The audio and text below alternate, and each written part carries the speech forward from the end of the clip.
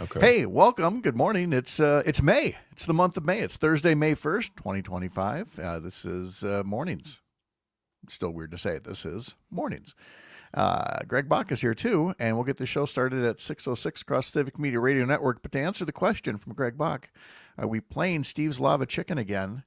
Yes, we are, because it just made music chart history. Oh, I thought we were gonna play because Gonna be May. that's fine. Okay, cool. No, we'll play Justin too as well. So that's one of the things coming up across the Civic Media Radio Network at 6:06. I'm going to wax poetic a bit, a little reminiscing about my time in the Caribbean because I was watching election night coverage in the Cayman Islands yesterday. So we'll get to talk about covering news and politics in British territory. Sean Duffy is afraid of New York City. We'll play the latest bite that he had on Fox and Friends about those icky subways. Ooh. We'll talk to two Chippewa Valley legislators, Senator Jeff Smith and State Representative Jodi Emerson. They will discuss the latest budget cuts to community volunteer programs because that was a waste, I guess. And we'll also ask about whether the money budgeted 2 years ago for a healthcare crisis in their area is still being held hostage by Republican lawmakers. We will talk about a vote in Congress yesterday that could have modified or ended Donald Trump's disastrous trade war, but Republicans, most Republicans, not all, told the president, nope, carry on. Our wagon is hitched to your star, even though that star is a-tumbling. We'll have Brittany Merlot's forecast, Chad Holmes, and much more coming up in 4 minutes across the Civic Media Radio Network and right here. See you soon.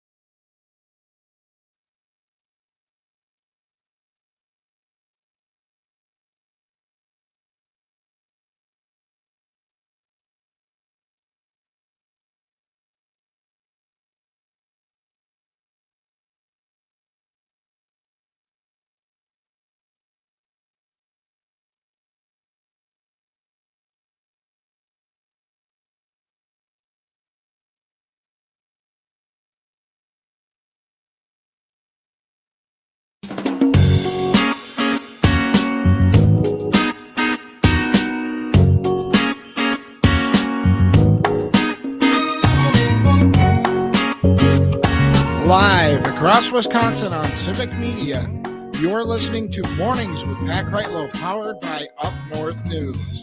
Now, from our Lake Wissota studio, here is the founding editor of Up North News, Pat Kreitlow. Well, hey there, Wisconsin. Good morning. It is 6:06. On this Thursday morning, it is the 1st of May. It's May 1st, 2025, and it's another beautiful morning to have you here up north, live from Lake Wissota.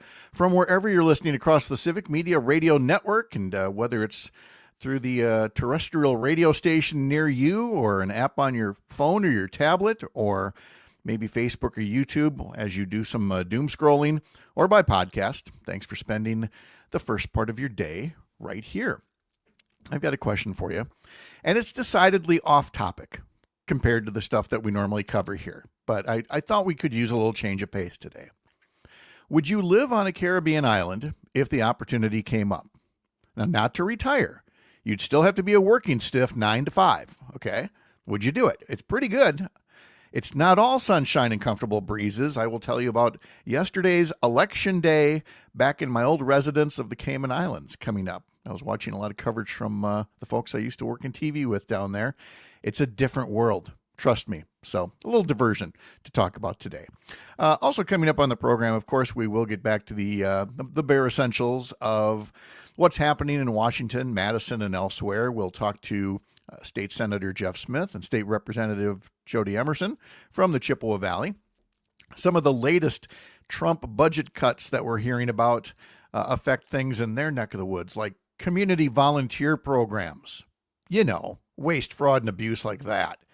And meanwhile, in Madison, Republican leaders in the legislature have been holding hostage for nearly 2 years now money that was budgeted and approved to deal with the healthcare crisis in the Chippewa Valley. We will ask the legislators if there's been any progress on that whatsoever. We have another quote from Sean Duffy on Fox and Friends. Turns out he is very afraid of New York City. And you should be able to put your car wherever you want to put your car, because this is America. There are other members of Congress still in Congress. Duffy's now the transportation secretary, but members of Congress, Derrick Van Orden and the rest, who have had the opportunity to either end or modify the disastrous effects of Trump's trade war. But after a vote in Congress yesterday, it becomes pretty clear that this Congress is comatose and is not going to do anything about it. We'll talk to Joe Zepecki about that.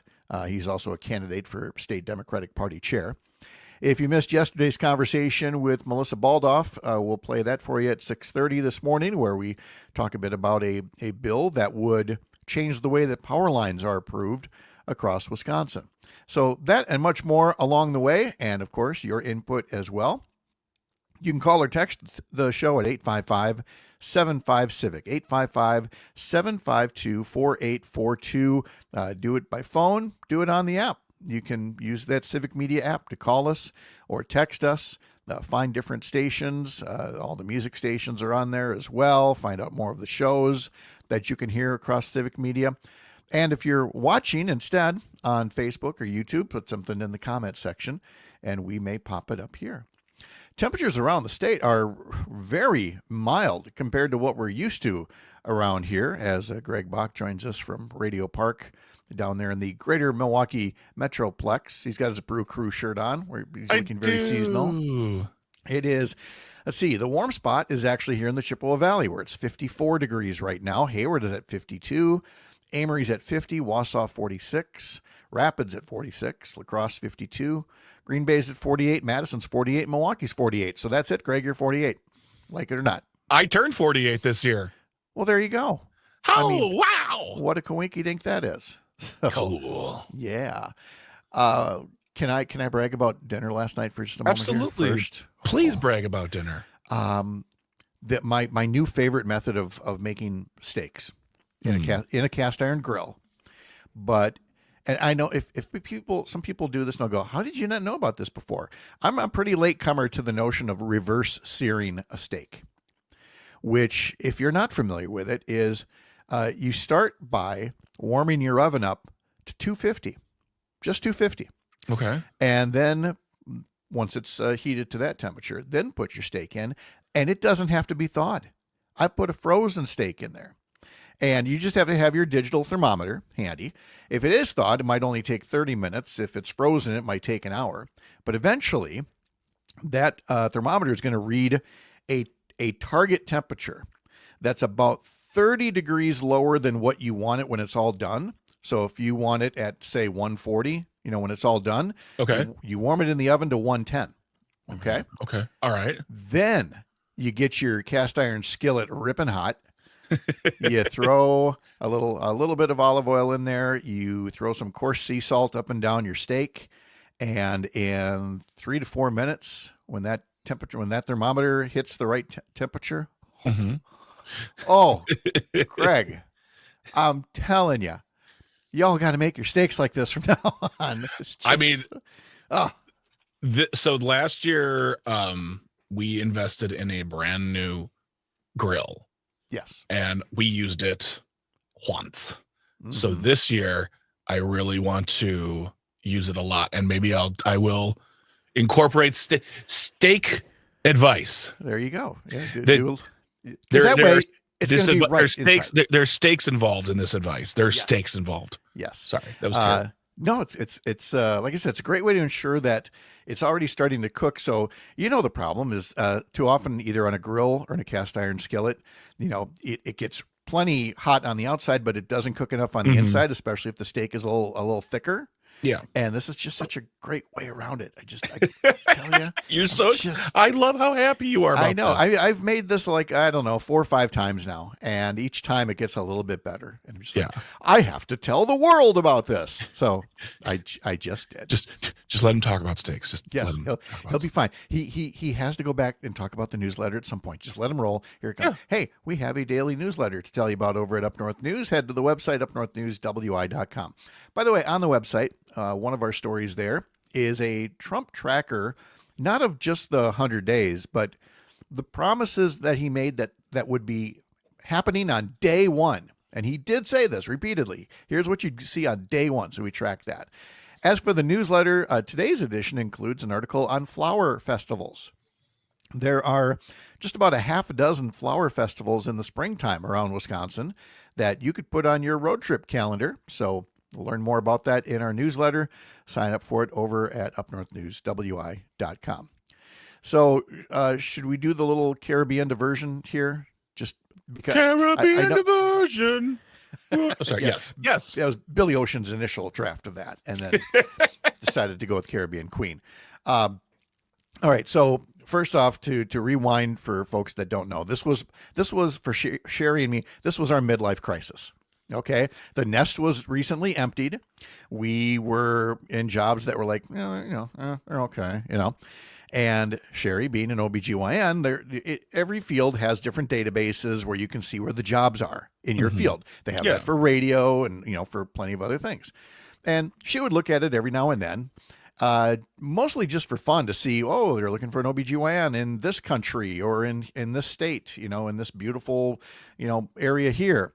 And one day she comes home and says there's an OBGYN opening in the Cayman Islands, which she knew was going to get my attention because we had been there like 4 times already on cruises for a conference. We knew somebody else that had vacation there, so we went with them. So we knew we loved this place. And I thought, well, this ain't going to work. Then again, maybe it will. So we did. So we took a chance. And Sherry signed a 3-year contract and delivered babies there for 3 years. I got back into TV news there. And, there's a lot to say about life there, but I bring it up today because yesterday they had their national elections. And I always have trouble saying national elections for 3 tiny islands with a total population of about 80,000 people. And half of them are Caymanians, half of them are expat workers, from the States, from Canada, from Britain, from the Philippines, from Jamaica. But for the Caymanians who are voting on their leadership and voting for members of parliament, and again, I love the place, but I still chuckle at the notion of parliament for these little islands. The parliament is 19 people. It's what we would call a county board with all of the local politics that go into it, including many attempts at parties. They've tried different ways. They don't just have a natural like Democratic and Republican party. It changes. There are all the time these teams and coalitions, and usually the result is that no party gets a majority, and so there's chaos, which was the result again last night. So again, they will have to find their way through and decide which clique basically is going to run the show for a while. Jeez. But just to give you an idea that, again, politics is different everywhere. Two big issues for them. One is the trash dump. They don't have one. They literally have something called Mount Trashmore. It's the highest site on the island. It is a literal mountain of trash. And they're all the time debating what they can do about that, which is hard, and it keeps catching fire. It's a very hard thing. But the other thing is cruise ships. Now, a lot of places, if you've been on a cruise, some places have these beautiful modern cruise berthing facilities where you come right in and they take care of everything. They don't have that in Cayman. There, the ships dock offshore, and these things called tenders, these little shuttle boats, come and get people off the ship and bring them in. And for years and years, they've been debating whether to build a berthing facility. And for a while there, I think it had quite some support because it would be good for the economy, bring all these people in. But so many people have come in now as visitors or as residents or as expats that now it very much has a backlash of going, no, why do we want to risk damage to the coral in the area? And your island can only hold so many people in one day. Do you really want mega ships coming in and dumping that many people onto the streets? So there was a national referendum yesterday, and the referendum failed spectacularly in asking, should we build a cruise berthing facility? And so, you'll continue to have to use these little boats that make some people seasick as they go from the big boat off to shore. You're doing great. Just look at the ocean. Yes. Think about all the watches you can look at the jewelry stores and all the other trinkets and think about how you'll never be able to have a trip again like this. Yes. It was again, great experience. Glad we did it. Really glad to come home. But to live in a British overseas territory with a unique form of government, with these British style elections, the British style courts, was just that, if you're going to have a midlife crisis, don't buy the expensive car. Go live somewhere else for a little while. I was going to say, it's not, honestly, it's a pretty cool midlife crisis, if you want to call it that, because you did it with your spouse. Yes. You did it together. You didn't just show up one day and be like, honey, I bought a boat. Yeah. Would you ever retire, maybe not to there, but somewhere else tropical, do you think, when the day comes when you're done? We always thought that we would, and we still might, but then those pesky grandkids came along. And it's really They're cool. They're the worst. It's so cool to be close to them. Yeah, that's true. But you know what? Eventually they're going to get older and go like, yeah, grandma, grandpa, whatever. So yes, it's very possible that we might be back there. And in the meantime, I miss my friends down there so much. Tammy Suleiman, Andrel Harris, Kevin Morales, Reshma Raghunath, Philip Richter, Pilar Bush. Just, you guys are amazing people. Wish you all the best, and enjoy your life in paradise. It's not paradise every day. Yeah. But it's still paradise. Yeah. We'll have more after this, live from Lake Wissota, not the Cayman Islands this time, on the Civic Media Radio Network.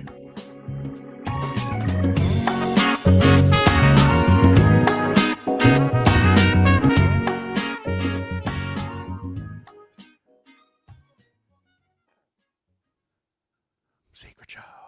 Welcome.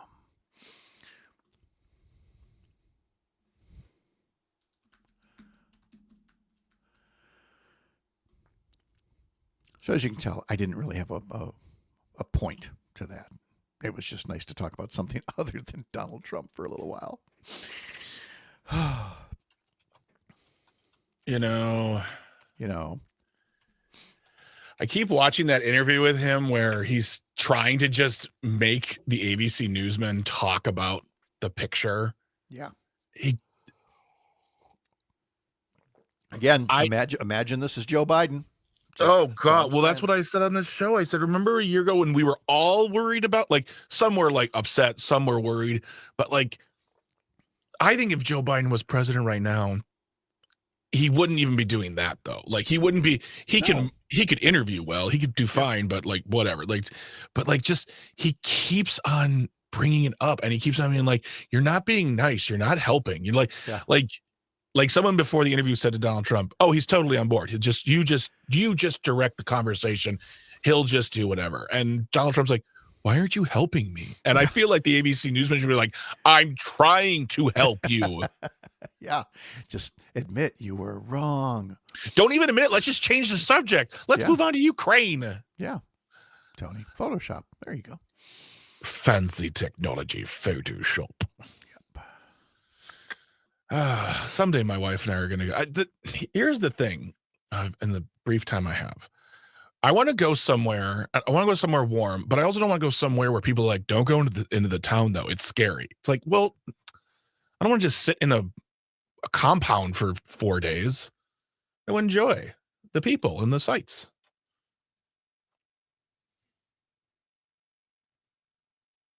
Oh, you're muted, Pat. I can't hear you.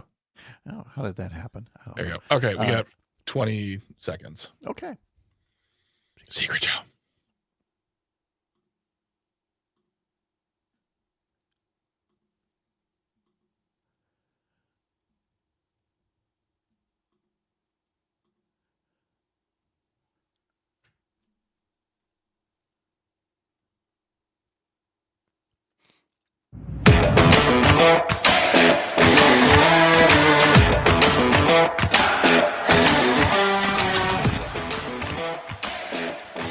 Well, let's see. Jake Bauers hit a go-ahead 2-run double in the 8th inning last night, and the Brewers beat the White Sox 6-4 for their 3rd straight win.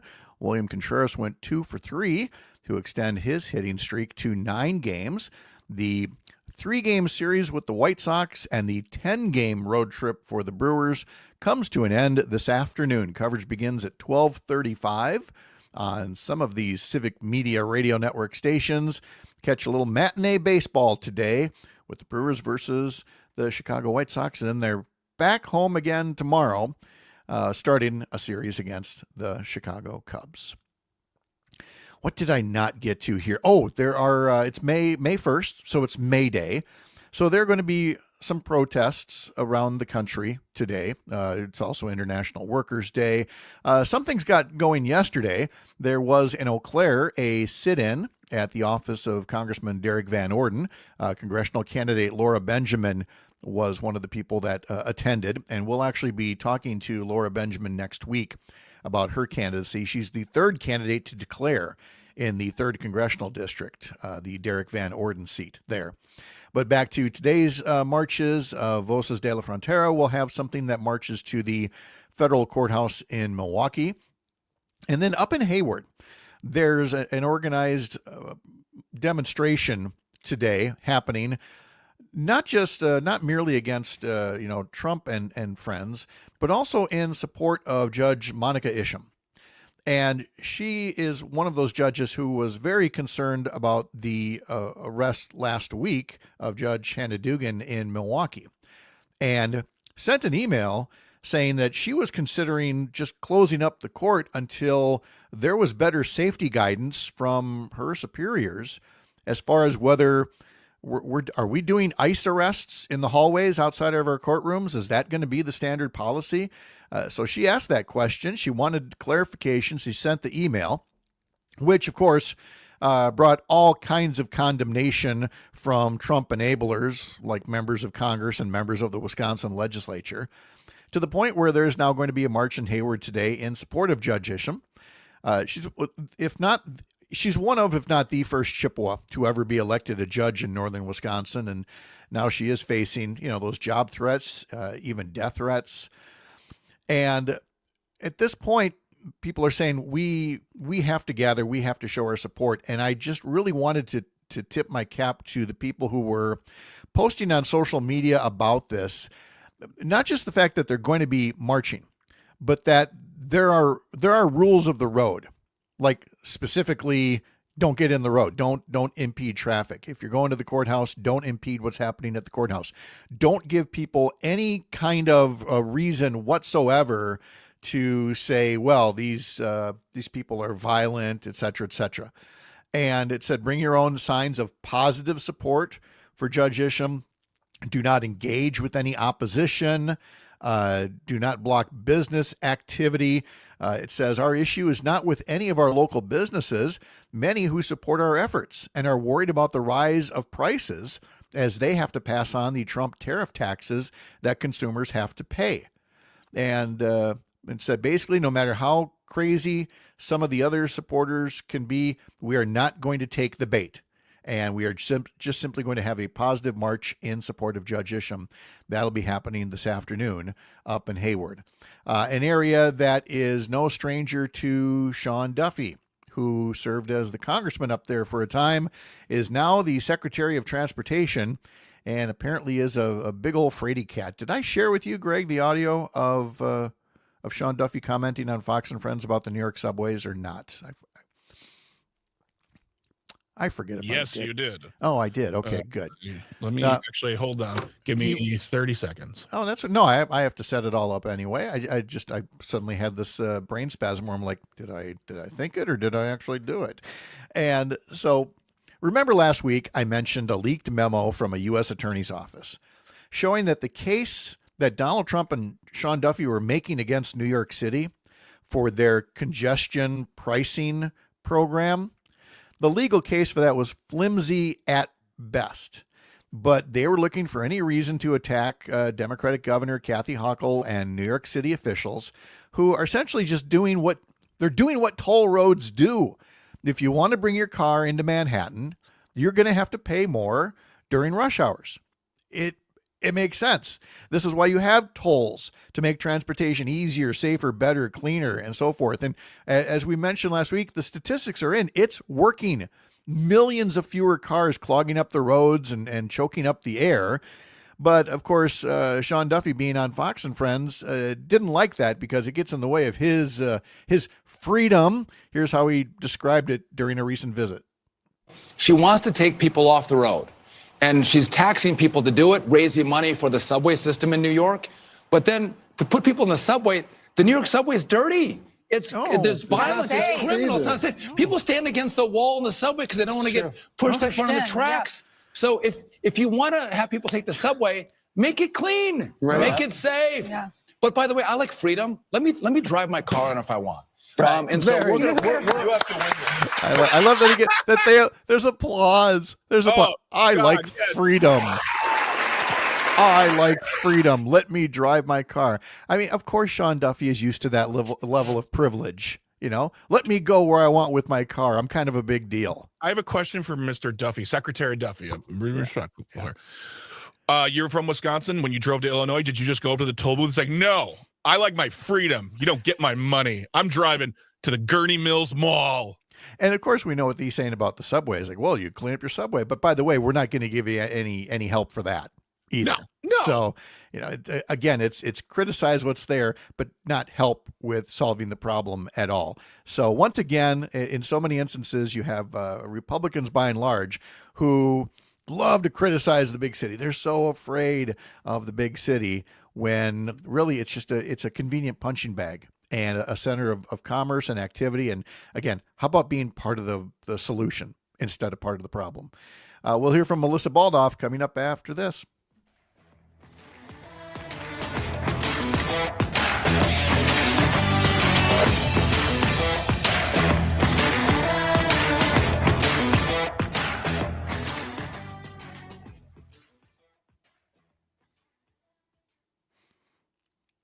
Live from Chippewa Falls after the Midwest Farm Report. Why can I not get that to fall out of my mouth easily yet? Just be like, Farm Report next. Okay, just mental note for myself. That track, too excited for 620. I made that same mental note. Yes. That is that's an hour 3 song. Yes. Yep. I now have all the music that you chose in my cart. Like I finally got it all recorded and whatnot. Oh, you know what? We could do this on the secret show here. The listeners hear the sausage being made. Do you want to go through those and we'll assign where they best belong? Hold on, let me do this. I just want to pull up.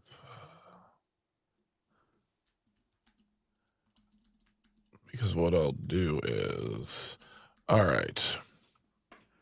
So that first one, that's called All of Us. That's definitely probably a third hour. Mm-hmm. Okay. Now, Tony says, I thought you guys were getting pumped up for the big game with that song. And, I mean, it's definitely sports too. And but Alicia wants it. Like, no, please give the excitement. I need to wake up. All right. We know I'm not going to do any of that stuff. I'll just play them. Well, but again, Alicia also, wanted to share that an aircraft carrier made her seasick. Okay. Humble brag. I worked on an aircraft carrier, and thank you for your service. So that was the one we just heard. All right, what's next? This is Atomic Fun. Oh, I know what this one is. Oh no.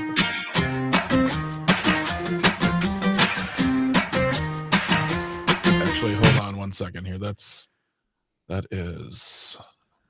Some of these are reset because I changed their. Okay, here we go.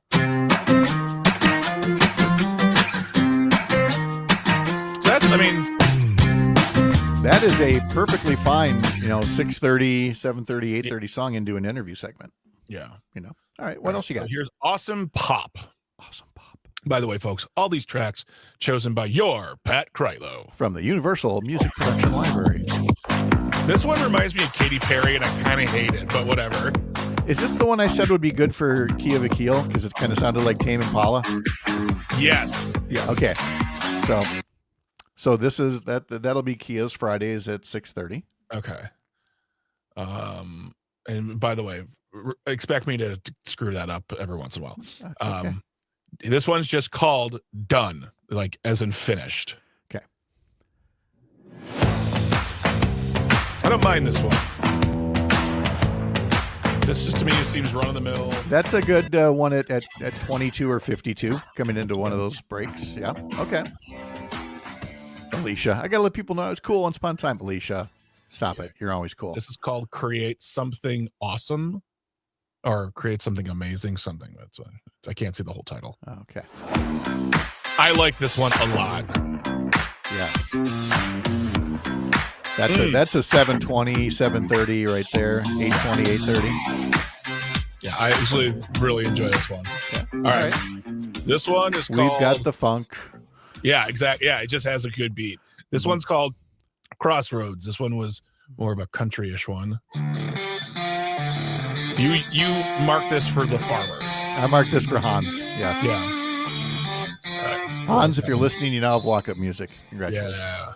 All right, let's do one more. All right. Feels So Good, and not the one you're thinking of. Oh, hold on one second here. Feels So Good. Reset that. Yeah, okay. You're never going to be cool to the kids. No, you'll be cool. You'll be cool one day to them. All right, here we go. This one also has a interview feel to me. Yep. I would actually. Yes. I'd probably get rid of this intro and just cut it right to the. I could see using it both ways. Absolutely. Yeah. Well, hey everybody, thank you for Shiju pumping up the jam with us and for all the comments. You know why we're doing this? Gonna be May. There we go. Because it's May. All right. Here comes Melissa. All right, Melissa, right into the thing. And then I'll go after Melissa. Yes, correct. Okay, cool.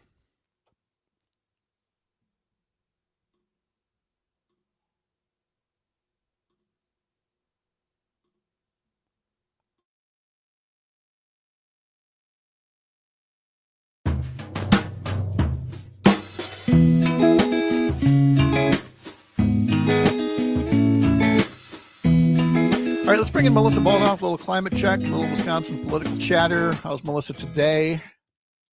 I'm doing well. Thank you. How about you? Doing okay as well, because we're going to pick up where we left off last week. We didn't have enough time to really get into the specifics of a debate at the state capitol on a bill that doesn't really cut neatly across party lines. This one's all about, I guess, competition when it comes to new transmission lines here.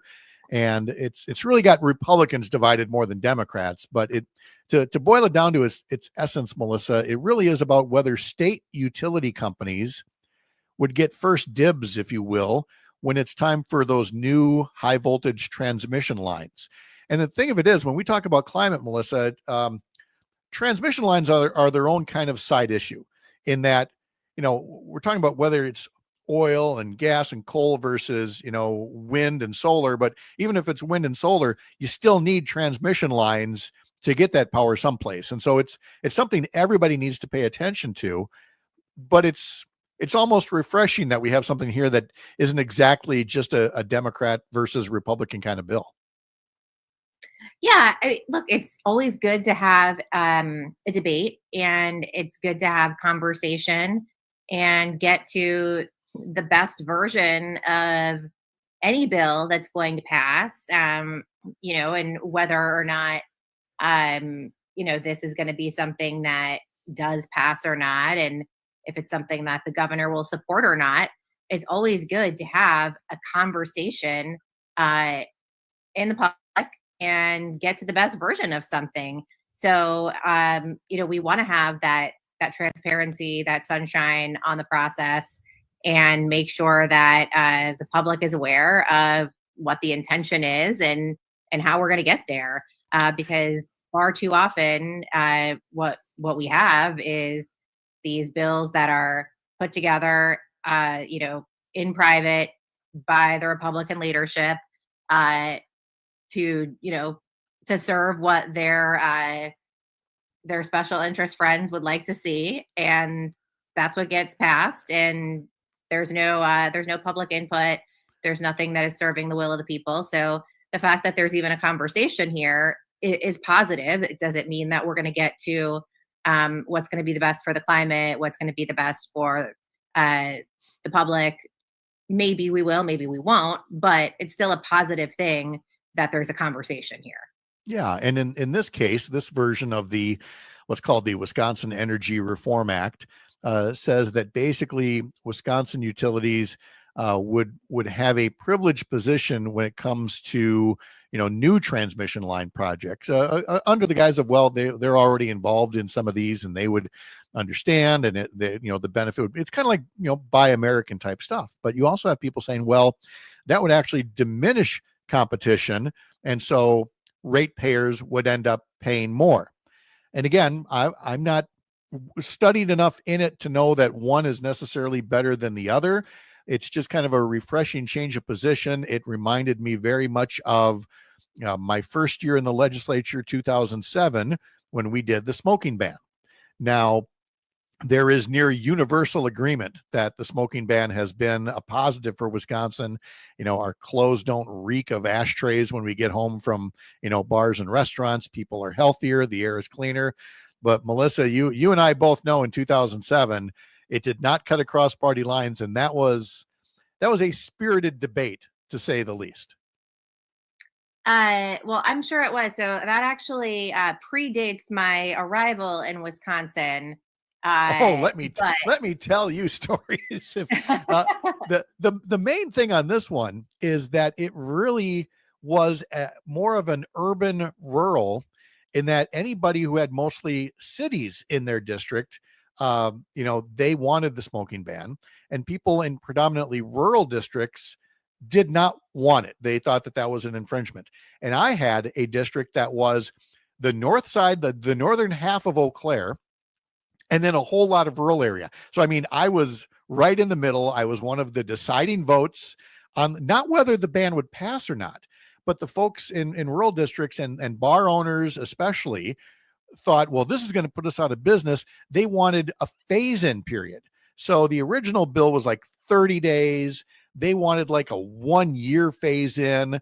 I suggested, I believe it was either 90 days or 6 months. I forget now. And boy, was I vilified by the people who wanted the smoking ban immediately. They're like, oh, you're standing up with big tobacco. I'm like, no, we're still going to do this. We're looking for a compromise here. And it was very frustrating to have, there were so many Democrats mad at me because I wasn't putting the smoking ban in immediately. Well, in hindsight, of course, it doesn't matter at all. Not right now. Nobody remembers that debate. I don't even remember what my amendment said. I just remember at the time going, wow, we still do have debate sometimes on bills that don't cut neatly across party lines. And, here's one of them. So, it made for a great story, if nothing else. Right, Melissa? Absolutely. I'm just glad by the time I did move here in 2010, there was no smoking in bars. Yes. Yeah. Well, let's move then to a different matter of air quality and getting back to climate concerns. News story in the Milwaukee Journal Sentinel. Maya Pandy, I believe, is the reporter's name. Headline: Milwaukee's air quality remains among the worst in the nation, according to a new report by the American Lung Association. Milwaukee, out of 228 cities tested for ozone pollution, ranked 26th worst, right behind Sheboygan as 24th worst. Obviously, a lot of that is related to industry, a lot of it from northern Illinois and Indiana, as well as southeast Wisconsin, and unfavorable, environmental conditions in terms of how the wind blows and everything. But Melissa, this has been a perpetual issue, air quality in southeast Wisconsin. It absolutely has, and this is something we've talked about before, and had guests on. We know that folks down in Beloit, some citizen scientists have studied this issue, but this is something that one of the, I think, most notable pieces to me from this report is that in the Milwaukee, Racine, and Waukesha area, it's getting worse. We know that it's been bad, but across the Milwaukee, Racine, Waukesha area, it is getting worse. And knowing that air quality is worsening is really dangerous. So what it noted is that between 21 and 2023, the area averaged 9.5 days a year of unhealthy ozone levels, compared to only 6.7 days in the previous year's report. And Racine County ranked the worst in that area for the ground level ozone pollution. So this is, really a big problem that we know is continuing to get worse on some of these factors, and that's a big problem. The causes, there are many, like you mentioned, some of the producer pollution, also the extreme heat, drought, wildfires are some of the main drivers as well, according to the American Lung Association, that are driving the worsening air quality nationwide. We know, I think folks probably remember a couple summers back, wildfires in Canada caused some really significant air quality issues in Wisconsin and across a lot of the country. So we know that a lot is going on to cause this, and it's really a problem that's worsening. And it's something that, as we've talked about it over the years, again, when people said want to debate air quality and some wanted it to be a state by state decision, obviously it can't be. We can't put up a wall between Illinois and Gary, Indiana, and other places. We can't put up a wall with Canada and its wildfires, and so this needs to be a national effort. And we're only helping ourselves in the process. Again, we have people saying, well, China's not doing their part, so why should we punish ourselves? Well, again, if we're always going to race to the bottom, then we're going to have air quality as bad as it was in the late 1960s and early 70s. And while things are better than they were, the article does note that we're talking about something like 900,000 people are at higher risk in the Milwaukee area of the more serious health impacts that come with dirty air. This is not a pick on manufacturing story. This is a public health issue that just raises the point we can always be doing better when it comes to air quality. You can talk deregulation all day long, but you can also talk about doing a better job of not polluting from the stuff that you're making. Absolutely. And that's why it's such a concern what the Trump administration is doing at the EPA. The EPA was established under Richard Nixon in 1970. So for more than 50 years, we've had bipartisan support for the EPA, and at times, of course, it's been stronger and had more teeth than at other times. But generally speaking, there's been bipartisan support for the EPA's, kind of dual mission of protecting our air and water quality and enforcing regulations to reduce emissions and um, reduce pollution. And now we have a new mission at the EPA, which is to drive down the cost of cars and make small businesses more profitable, right? And we know that they are not going to take steps to hold polluters accountable and address air quality and water quality. And, not just that they maybe won't have as strong of regulations as we would want to see. It seems that they don't really have any concern about enforcing regulations and really want to give polluters just kind of carte blanche to do whatever they want. Well, I mean, let's call it what it is. It's a pro-pollution agenda that they have, and it was exacerbated Monday when nearly 400 scientists across the country were informed by the Trump administration that their services were no longer needed to write a major report on climate change for the federal government. It's known as the National Climate Assessment. It's done every 4 years. It was mandated under the Global Change Research Act of 1990. And instead, an email went out to all of these scientists and said, thank you for your participation. We are now releasing all current assessment participants from their role, because that's where we are nowadays, Melissa. We will look for happier news down the road here, but we always appreciate the climate updates so people know exactly what this administration is doing. Melissa Baldoff, thank you so much. We'll talk to you next week. All right. Sounds good. And as we're looking at the changing of the calendar, of course, it's we've got all the national day, this and that. We'll talk about that in our history lesson in a sec. But I couldn't help but notice some similarities here for the month. May is National Clean Air Month. May is National Allergy and Asthma Awareness Month. And May is Lung Health Month. All of them serving as a reminder that we can control our environment. We can control, if we all work together, ways to have cleaner air for ourselves, our kids, for our elders, and not the health problems that are associated with it. So keep that in mind throughout the month. Today's history lesson is next, as we always do, mornings up north and live on the Civic Media Radio Network.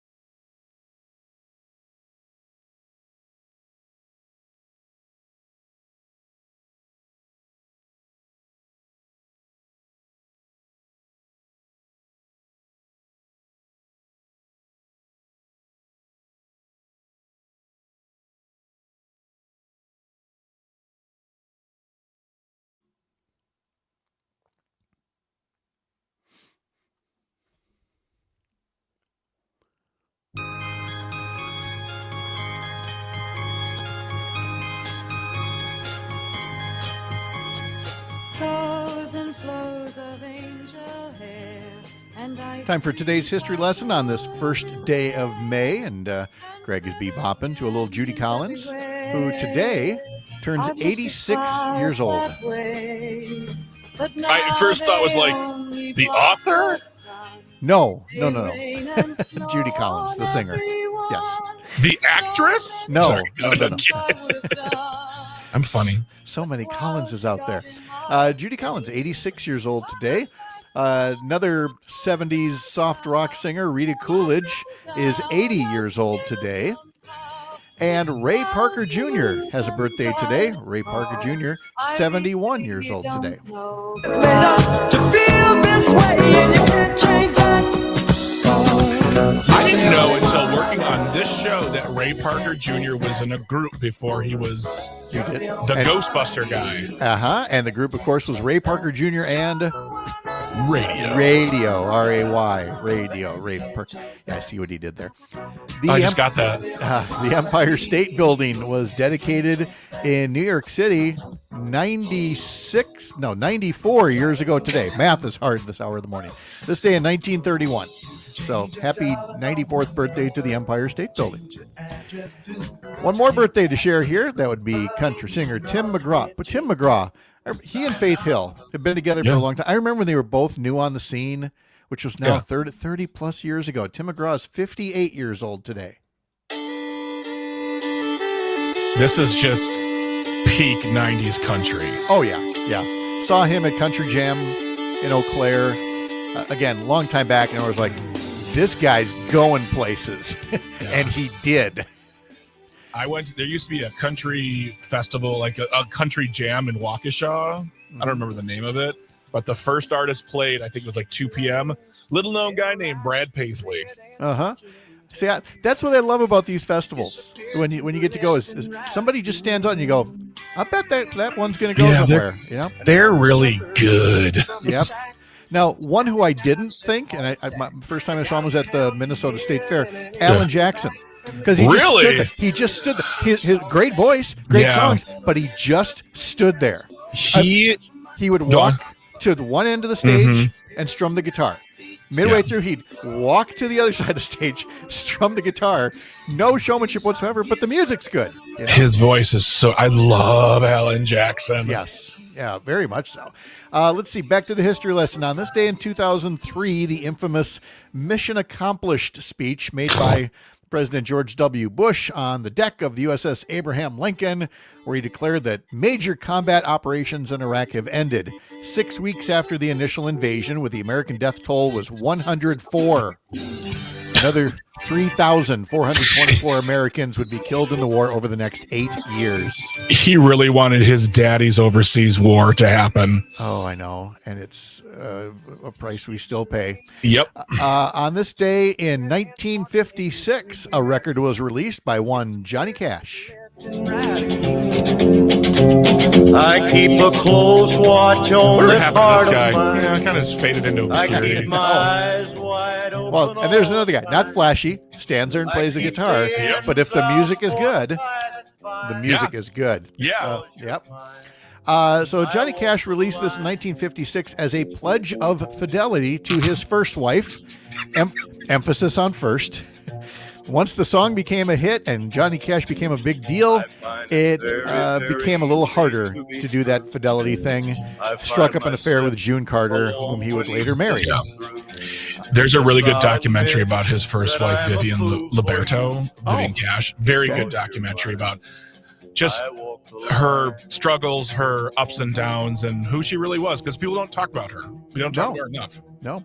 Remember Elvis and Priscilla? Elvis Presley and Priscilla Beaulieu were married on this day in 1967 in Vegas, of course, at the Aladdin Hotel. Yeah, of course. On this day in 1976, the new number one song was by the Bellamy Brothers. Yeah! Get the tailgate! This is classic 70s country rock.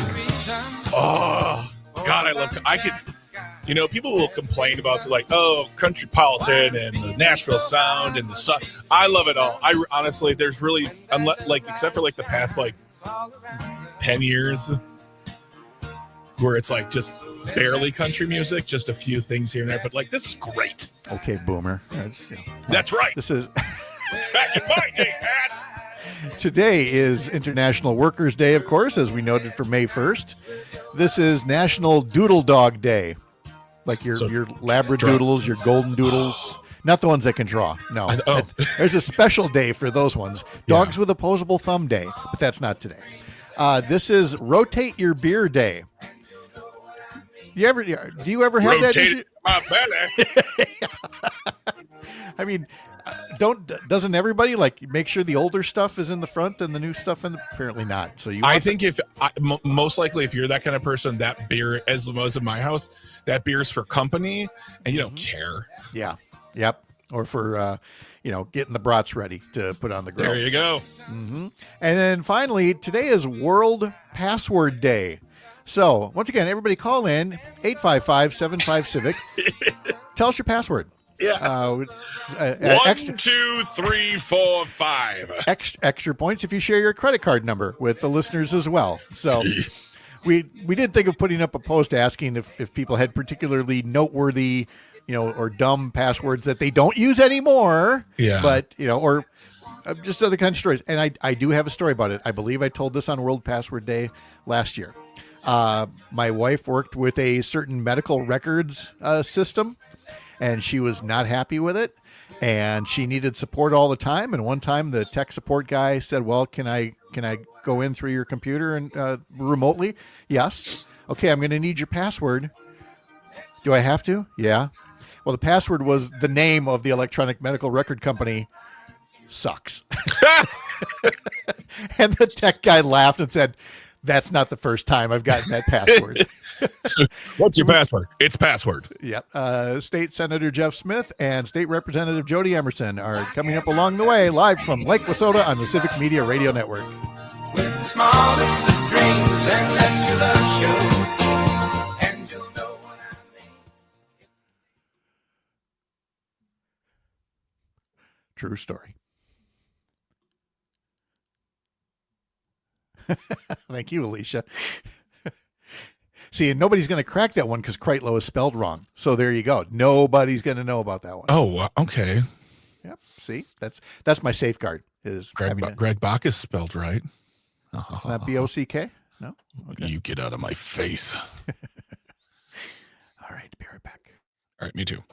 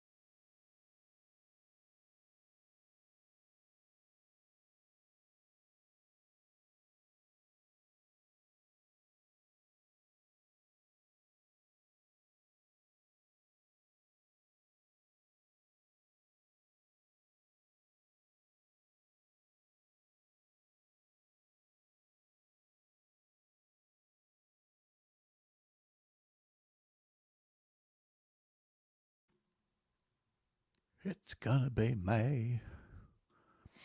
Alicia, it's all on purpose. What's on purpose?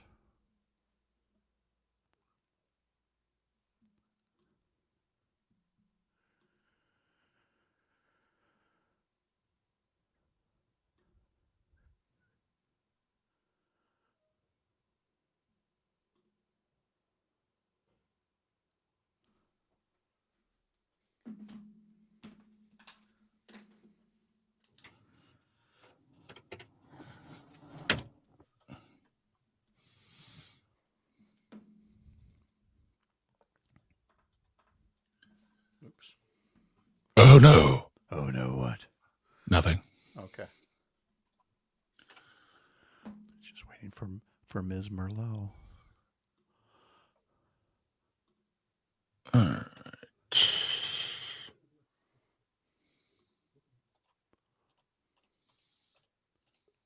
There she is now. There she is. There she is. It's Brittany Merlot on the radio. Ooh, look at that. Thank you. Brittany, when you have a moment after we're done, can you just send me a kind of a layout of what you might want to talk about today? Sounds good. Thank you.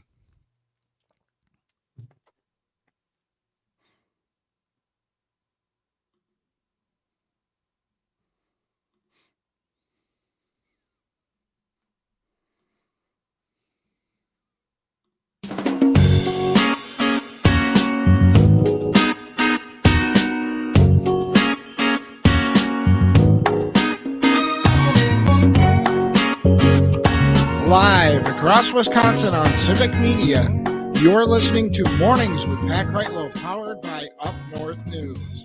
Now, from our Lake Wissota studio, here is the founding editor of Up North News, Pat Kreitlow. Hey, good morning. It is 7:06, and it's May. It's May. It's May. Greg, how does Justin Timberlake put it? He puts it a very special way that only he can say. So hold on. Justin, what was going on for today? Gonna be May. Thank you, buddy. There we go. I couldn't get it quite right with the same intonation that he does. Fervor, yes.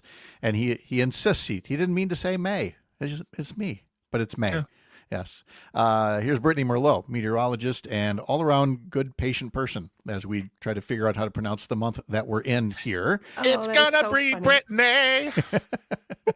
Robin Tigerton right away. Happy May Day. We were talking about password, password day. We're not asking you to share any passwords, but Robin Tigerton says when you talk about password, I remember the game show. There Password with Alan Ludden, who was born and buried in Mineral Point, Wisconsin. And his wife, Betty White. Oh, that's right. Yeah. And then she never married after him. She did not. She said, once you've had the best, why go anywhere else? So, I know. Isn't that great? Let's see. That's cute. Amelia says, happy May Day. Shizu on YouTube says, as a Mayflower, I have been sufficiently watered during my walk into work. Yeah, it's definitely some April showers happening right now. Right now. Yes, did it he is. just meow us? He did. Right meow. Right meow. Right. What's happening out there, Brittany? Oh, we do have some moderate to heavy rain moving in right along that southern state line there, pushing in towards Madison, into Milwaukee. Some decent rain rates. You could hear some thunder rolling too on occasion. And already a lot of the southern half of the state has picked up about a 1/4 inch of rain so far. As I look down further south into Illinois, they've picked up 1 inch to 1.5 inches in places. So as this continues to lift north, more and more rain, rising rivers too. So keep an eye out for that. We could see some flood warnings go out as we go through this afternoon and into tomorrow, because it's going to be raining pretty much all darn day. I'm so sorry. It's been a dark, damp, and dreary day. Overcast skies, and temperatures today will make it to the low 60s far northwest. That's because it's going to be a nicer day for you. You're going to see a lot less rain in the northwest part of the state earlier today because this rain is moving in south. It will spread scattered showers north by late morning. And then in the afternoon, it kind of switches. The moderate rain will be in the northern half of the state, while the southern half of the state this afternoon starts to dry things out. But we're not done. We've got 2 low pressure systems. This is just the first one moving through right now out of the south.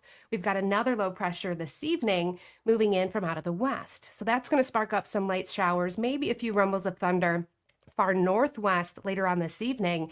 And that is going to sweep across the state overnight. So more rain expected overnight into early tomorrow morning. A few of those showers could still be lingering. And then we start to dry things out. But of course, it's going to keep us breezy and cooler tomorrow with mid 40s to mid 50s for our highs. We are looking at a frost or potentially a freeze far north tomorrow night as those clouds clear out.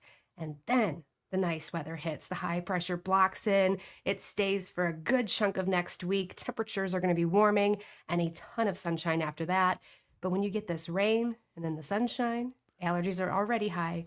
They're going to spike once again. Ooh, yeah, but still, the nice temperatures. I know. The prospect of several days of them. And as far as the rain goes, there's a reason why it's needed. Rob goes on to say, good morning from Tigerton. It's cloudy with rain and 43. Despite the rain we have been getting lately, there are still grass fires, 3 of them along I-41 near Kaukauna in Outagamie County. There was also a grass fire along Highway 22 northeast of Cecil in northeastern Shawano County. But he also notes that grass will be growing. Mowing season is here. Rivers are rising as well. So everybody take heed of all of that. If you're doing the no mow May, that starts today. We are not. No. Greg has made his feelings known on this. But whatever you do to protect the pollinators, you go for it. You do it. We've got a ditch across the street that we don't mow anymore after we heard about all the pollinators and taking care of all of them. So let's do what we can, especially with all that nice weather. The grass, like Rob said, is definitely going to be growing. Oh, it is. It's nice to see it greening up too. Yes. My lawn definitely needs that. I let it grow very long, and then it was beautiful emerald green, and then I cut it. I'm like, oh, this is terrible. Hey, Brittany, we talk about music a lot at 650 and sometimes what is on the top of the charts. I'd like to go a little further down the chart today. This week's Billboard Hot 100 chart. Do you happen to know the number 78 song in the United States this week, according to the Billboard Hot 100? I'll give you a hint. It's a hot hit that we have played on this show previously. Oh gosh. Is it the song that you guys always sing to me? No, that's Wichita Lineman from Glenn Campbell. Okay. And All right. that is not on the Hot 100. I was ready, man. You didn't. Oh, it's not Justin Timberlake's That May song or whatever. It's not Justin Timberlake either. Okay, no. Grandma. Oh gosh. It might have I something don't to do with a movie that the kids like to go see. From the Minecraft movie, the number 78 song, which sets a record, and I'll tell you what the record is in just a moment, is this little ditty from the Minecraft movie.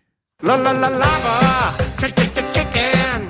Steve's lava chicken, yeah, it's tasty as hell. Ooh, mama, see tonight you're ringing the bell. Crispy and juicy, now you're having a stack. Ooh, super spicy, it's a lava attack.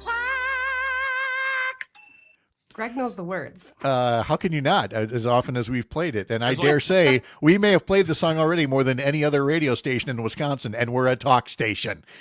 But I bring it up because at 34 seconds, it is now the shortest song in history to make the Billboard Hot 100. Oh, So- that's the whole song. I gave you the 17-second mix. Yeah. Yep. The full, I must say, the cowbell, I approve. Love you it. gotta have the cowbell. More cowbell. Yep. But that is just the latest little bit of history from the Minecraft movie, which I know Greg emphasized before that Jack Black, took a bit of a risk to take this on, and it is paying off handsomely. The movie has now grossed $800 million globally. I love Wow. It's at the moment the biggest movie of 2025. it. Good. And so Steve's Lava Chicken is just one part of it that now is making music history. It also has the chicken jockey trend that's become so chaotic, according to the New York Post, that several movie theaters have banned children from seeing the PG adventure action flick without a parent or guardian present because they engage in unacceptable behavior. usually surrounding throwing popcorn during the chicken jockey part of the movie for whatever reason. Oh my God. This is the cultural zeitgeist of 2025, boys and girls. God, we're just being run by a bunch of Miss Hannigans. My goodness. That was an Annie reference, by the way. Yeah, it was. Rob jumps back on YouTube and says, what was the longest song on the Billboard Hot 100? I'll bet you it was Let It Be by the Beatles. No, it's what was the, I'll look it up. You're going to look it up? Okay. His Google machine is going to do it. So, Heat Waves by Glass Animals. Heat waves? I got Heat nothing on Waves that. by Glass Animals. Okay. Oh, no. I'm sorry. No, I'm sorry. That's the song that's been the longest as far as chart position. What song has been, you guys talk. I'm looking. Okay. Andre 3000's I Swear I Really Want to Make a Rap Album, but this is literally the way the wind blew me this time, which clocks in at 12 minutes and 20 seconds. Oh, dang. Okay. Debuted at number 90 on the chart.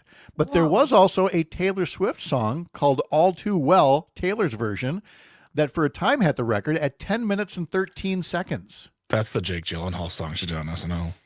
Oh, okay. Now, Rob is saying American Pie by Don McLean, but I think he's thinking top 40 there, not Hot 100. But anywho, Cassandra writes in, the first movie that I saw Jack Black in was Saving Silverman. Is it Saving? Yeah, Saving Silverman. My mom and I laughed so hard, and my mom kept saying, "Who are these people?" through laughing and crying. That basically is Jack Black's entire appeal. Is that people are going to laugh and go, "What is this? Who is this?" So good on him. It was Andre 3000, 12 minutes and 20 seconds. Okay. Wow. Yeah. So Luke Mathers he says screaming Freebird. He is. He's got Freebird in all caps there. Yeah. Which, by the way, Freebird, the live version, which comes in at 16 minutes and something. That was the song we used to play at the college radio station if we needed to leave the studio for an extended period. Yes. If you know, My friends was Working Man by Rush. Mm-hmm. That was back when there was a McDonald's across the street, and you could drop the needle on that record and go get yourself a burger and fries and come back just for the end in time. Tales behind the curtain and radio. This is what we did. Also, here. that meal at McDonald's back then, $1.50. Right. Yeah, that would be the regular price. Exactly. All right, Brittany, thank you so much. Appreciate it. Thank you. All right, we'll see Brittany again in an hour with an updated forecast and forecast throughout the day here on Up. There you go. See, did it, Greg. Number 2. I went a week without giving the wrong show name, and now I've done it twice in 2 days. Hey, man, you got this. I believe in you. All right. Let's see. There was a cabinet meeting at the White House yesterday. It was. What is North Korean? Is that the proper way to describe the North Korean-esque, the cabinet meeting with all the secretaries heaping praise on dear leader? Hints of North Korean. Yes. Wisps of North Korean. Especially funny that you mentioned Annie, because there's a great column here in the New York Times by Sean McCreesh. President Trump has a message for the nation's children. Prepare to sacrifice for your country. In talking about how there may be emptier than usual store shelves by Christmas time, Trump said, somebody said, the shelves are going to be open. Well, maybe the children will have $2 instead of $30, and maybe the $2 will cost a couple of bucks more than they normally would. Jeez. To which the New York Post, which is how I stumbled upon the story, their cover is skimp on the Barbie. That with a picture of Barbie on the cover. Yes. Absolutely. So kids, Donald Trump thinks you get $30 for Christmas every year and that you're going to have to make do and just get $2 and they might cost more. He also thinks those kids are like Victorian age and they're all like, no matter the gender, they're in like long dresses with curly hair, combing them going, "Mother, thank you for the doll." And I love that the next line from Sean McCreesh says, this from the billionaire, crypto salesman, golf club operating, Palm Beach by way of Fifth Avenue president with the golden office and the golden triplex apartment. There he sat, surrounded by the other billionaires with whom he has filled his cabinet, telling the boys and girls of America they'll just have to make do with fewer toys this year for the greater good. He's a villain in a movie. Well, he is. And again, if he had said, times could be hard, but we're going to get to a better place, maybe he wouldn't have won the election. I get that. but it would have been more honest than I'm going to fix all this stuff on day one, and then afterwards go, psych, you kids, you get too many toys anyway. Nobody's bringing up the fact, though, that Elon said for quite a bit that we were going to go through 2 years of, quote, pain. Yeah.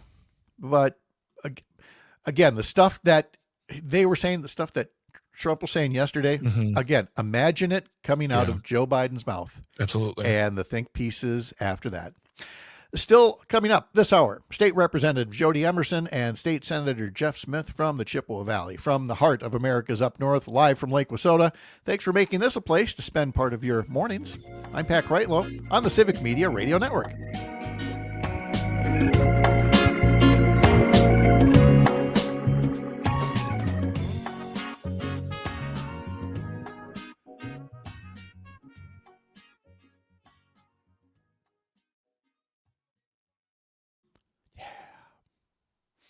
Secret show, it's gonna pay May.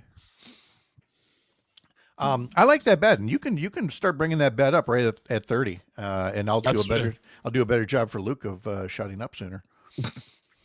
So, okay. Did you want Easton's lava chicken? Because I have those a track now. Forgot about Easton. That's fine. No, bring that in for bring in the usual bumper music first, and then hit Easton, and then I'll come up. Okay. Here's a hack for if you say Up North News. Just say you're listening to Up North News' very own Mornings with Pat Kreitlow. Oh, I like that. Something like Up North News powers this show. Morning with Pat Kreitlow. It's not a mistake. Yeah. It's a vamp. I know, but it's zhuzhing.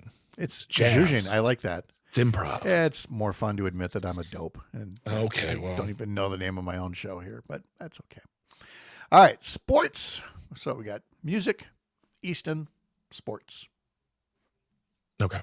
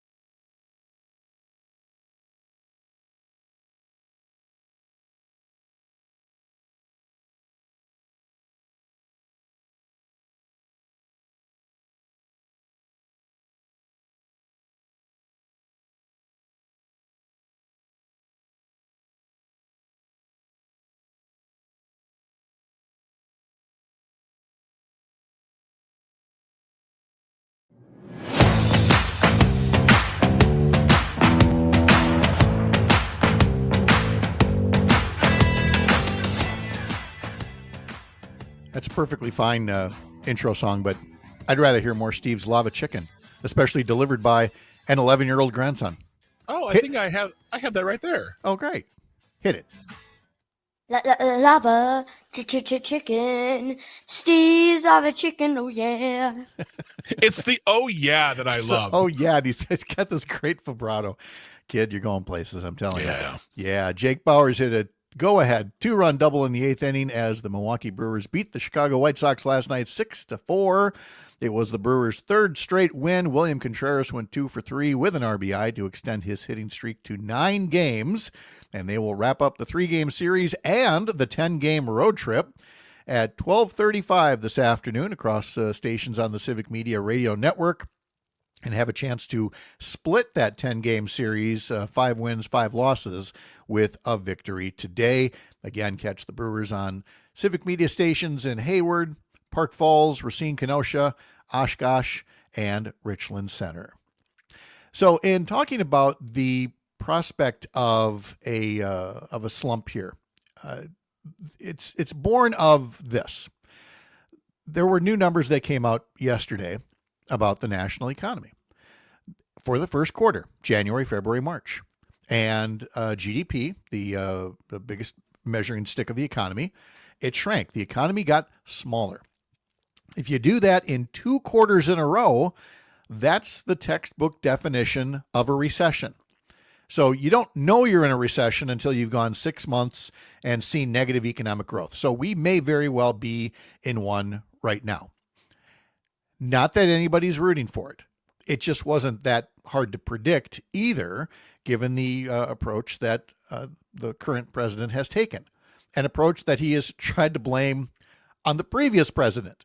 And if you missed it yesterday, I know Todd Alba talked about it, some other folks did, brought up 2 different tweets from Donald Trump.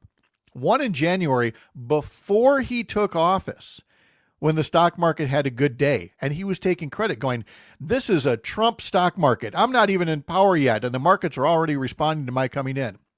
And what did we get this week from him? This is Biden's fault. This is Biden's stock market. And he went on to say yesterday about the numbers that, yes, the first quarter numbers are bad, and the second quarter numbers might not be good either, but that too is Joe Biden's fault. So this guy's already seen indications of what the second quarter would look like. Trying to blame Biden, again, nobody's buying this. The stock market just had the worst first 100 days of any president. And it would be easy for a lot of folks to simply blame the president, but there's some other group of people who are quite culpable in all this. And those, of course, would be the Republicans in the majority in the United States Congress. And yesterday, there was a vote that could have made things better, but made things worse. And it was a bipartisan measure. There were 3 Republicans voting with all the Democrats, bringing forward a measure that would have ended the so-called emergency that Trump declared to impose these tariffs. Because people have been saying, wait, can a president just do this willy-nilly, just put on whatever tariffs they want? Well, they can under certain circumstances by declaring an emergency, but Congress then has the right to go in, pass a resolution that says the emergency is over and these tariffs have to be withdrawn. And so the Senate and the House have had ample opportunity to do this. But yesterday in the Senate, except for 3 people, Rand Paul, Lisa Murkowski, and Susan Collins, the usual suspects. No other Republicans in there could find the spinal fortitude to say, this isn't working. How about we as a co-equal branch of government assert a little oversight over the president? So this is no longer just the president's thing. It is Ron Johnson's thing as well. He can say, as he has again recently, he's concerned about the tariffs. He's concerned about the tariffs. He could have done something about the tariffs yesterday, and he chose not to. And look, even if it passed the Senate, it would die right now in Speaker Mike Johnson's house. Mike Johnson has said that presidents should be given wide latitude on this. I mean, he really has surrendered Congress. He has capitulated. But it wasn't just Mike Johnson alone. It was Derrick Van Orden, Tony Weed, Brian Stile, Scott Fitzgerald, Glenn Grothman, Tom Tiffany. Every one of them said they will not help you as the economy continues its free fall toward recession. Coming up in just over an hour, we will talk to Joe Zepecki a little bit about that as well. Let's see, on the text line, Len in Madison, seems like every break in reporting on Trump should end with more on President Trump after the break. And he has a little fun with the word moron. Oh, Len. Which gets back to this notion, the point of bringing this up is that, again, as we see often in the comment sections, do we have a case of Trump derangement syndrome going here? Do we have a case of rooting for a recession? No on both points. And specifically, I got a comment yesterday saying, what are you guys going to do when you're proven wrong on tariffs and that they actually work? And that's an important point to make. I will be happy to be wrong. And that's what we need to hear from either side of the aisle in political discourse is I have a position, I have a view, and if I'm wrong, then I'm wrong. but I'm not going to artificially rig the game to be right. If this all ends with a whole bunch of countries essentially caving in to Donald Trump and getting new trade deals, if new factories start building more cars entirely 100% in America, I'll say that I'm wrong. I'm just betting that I won't be. Hey, a reminder to sign up for our newsletters. Head over to upnorthnewswi.com and get our weekday newsletter, get our Sunday morning political newsletter, and our new once a month newsletter about good stories in the world of Wisconsin sports. Coming up next, State Representative Jodi Emerson, State Senator Jeff Smith. Thanks for spending some time here as part of your mornings. Powered by Up North News, live from Lake Wissota on the Civic Media Radio Network.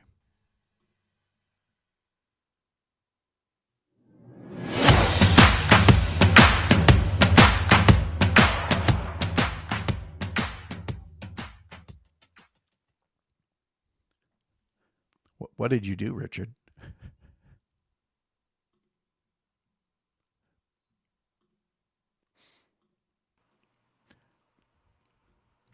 There they are. Chippewa Valley Mafia in the house. How's our favorite unhinged woman?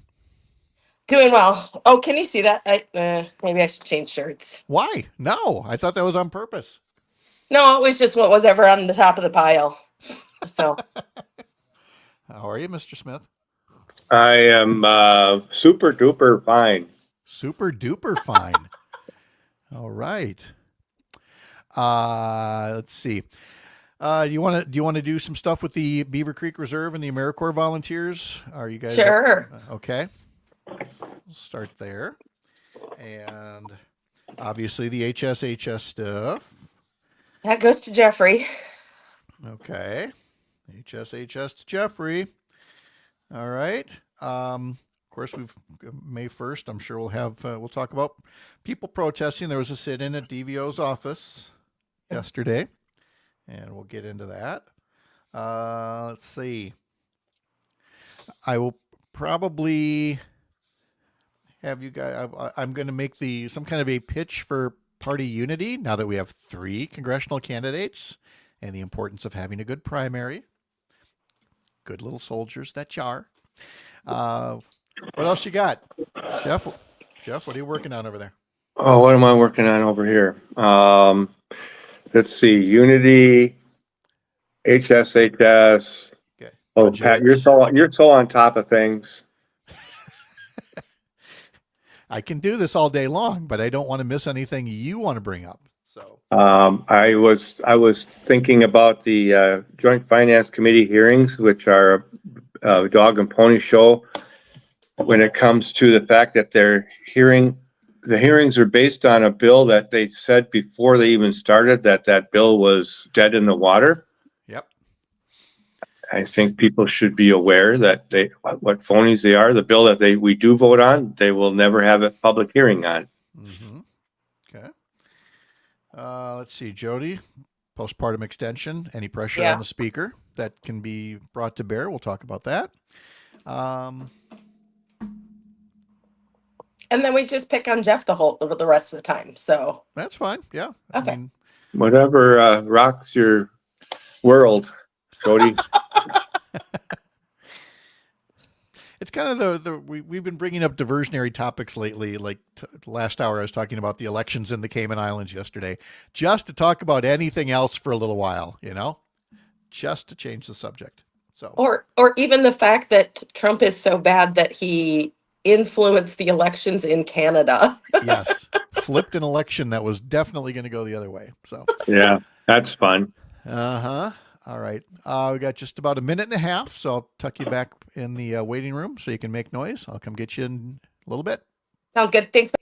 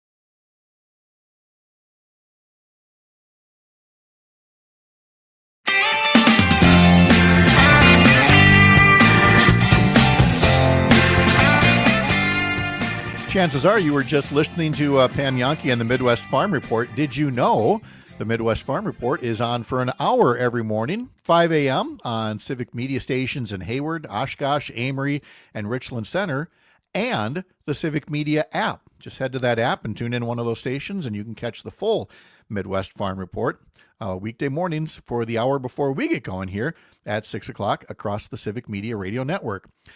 Senator Jeff Smith and Representative Jodi Emerson are standing by. First, one other news story to pass along out of Madison.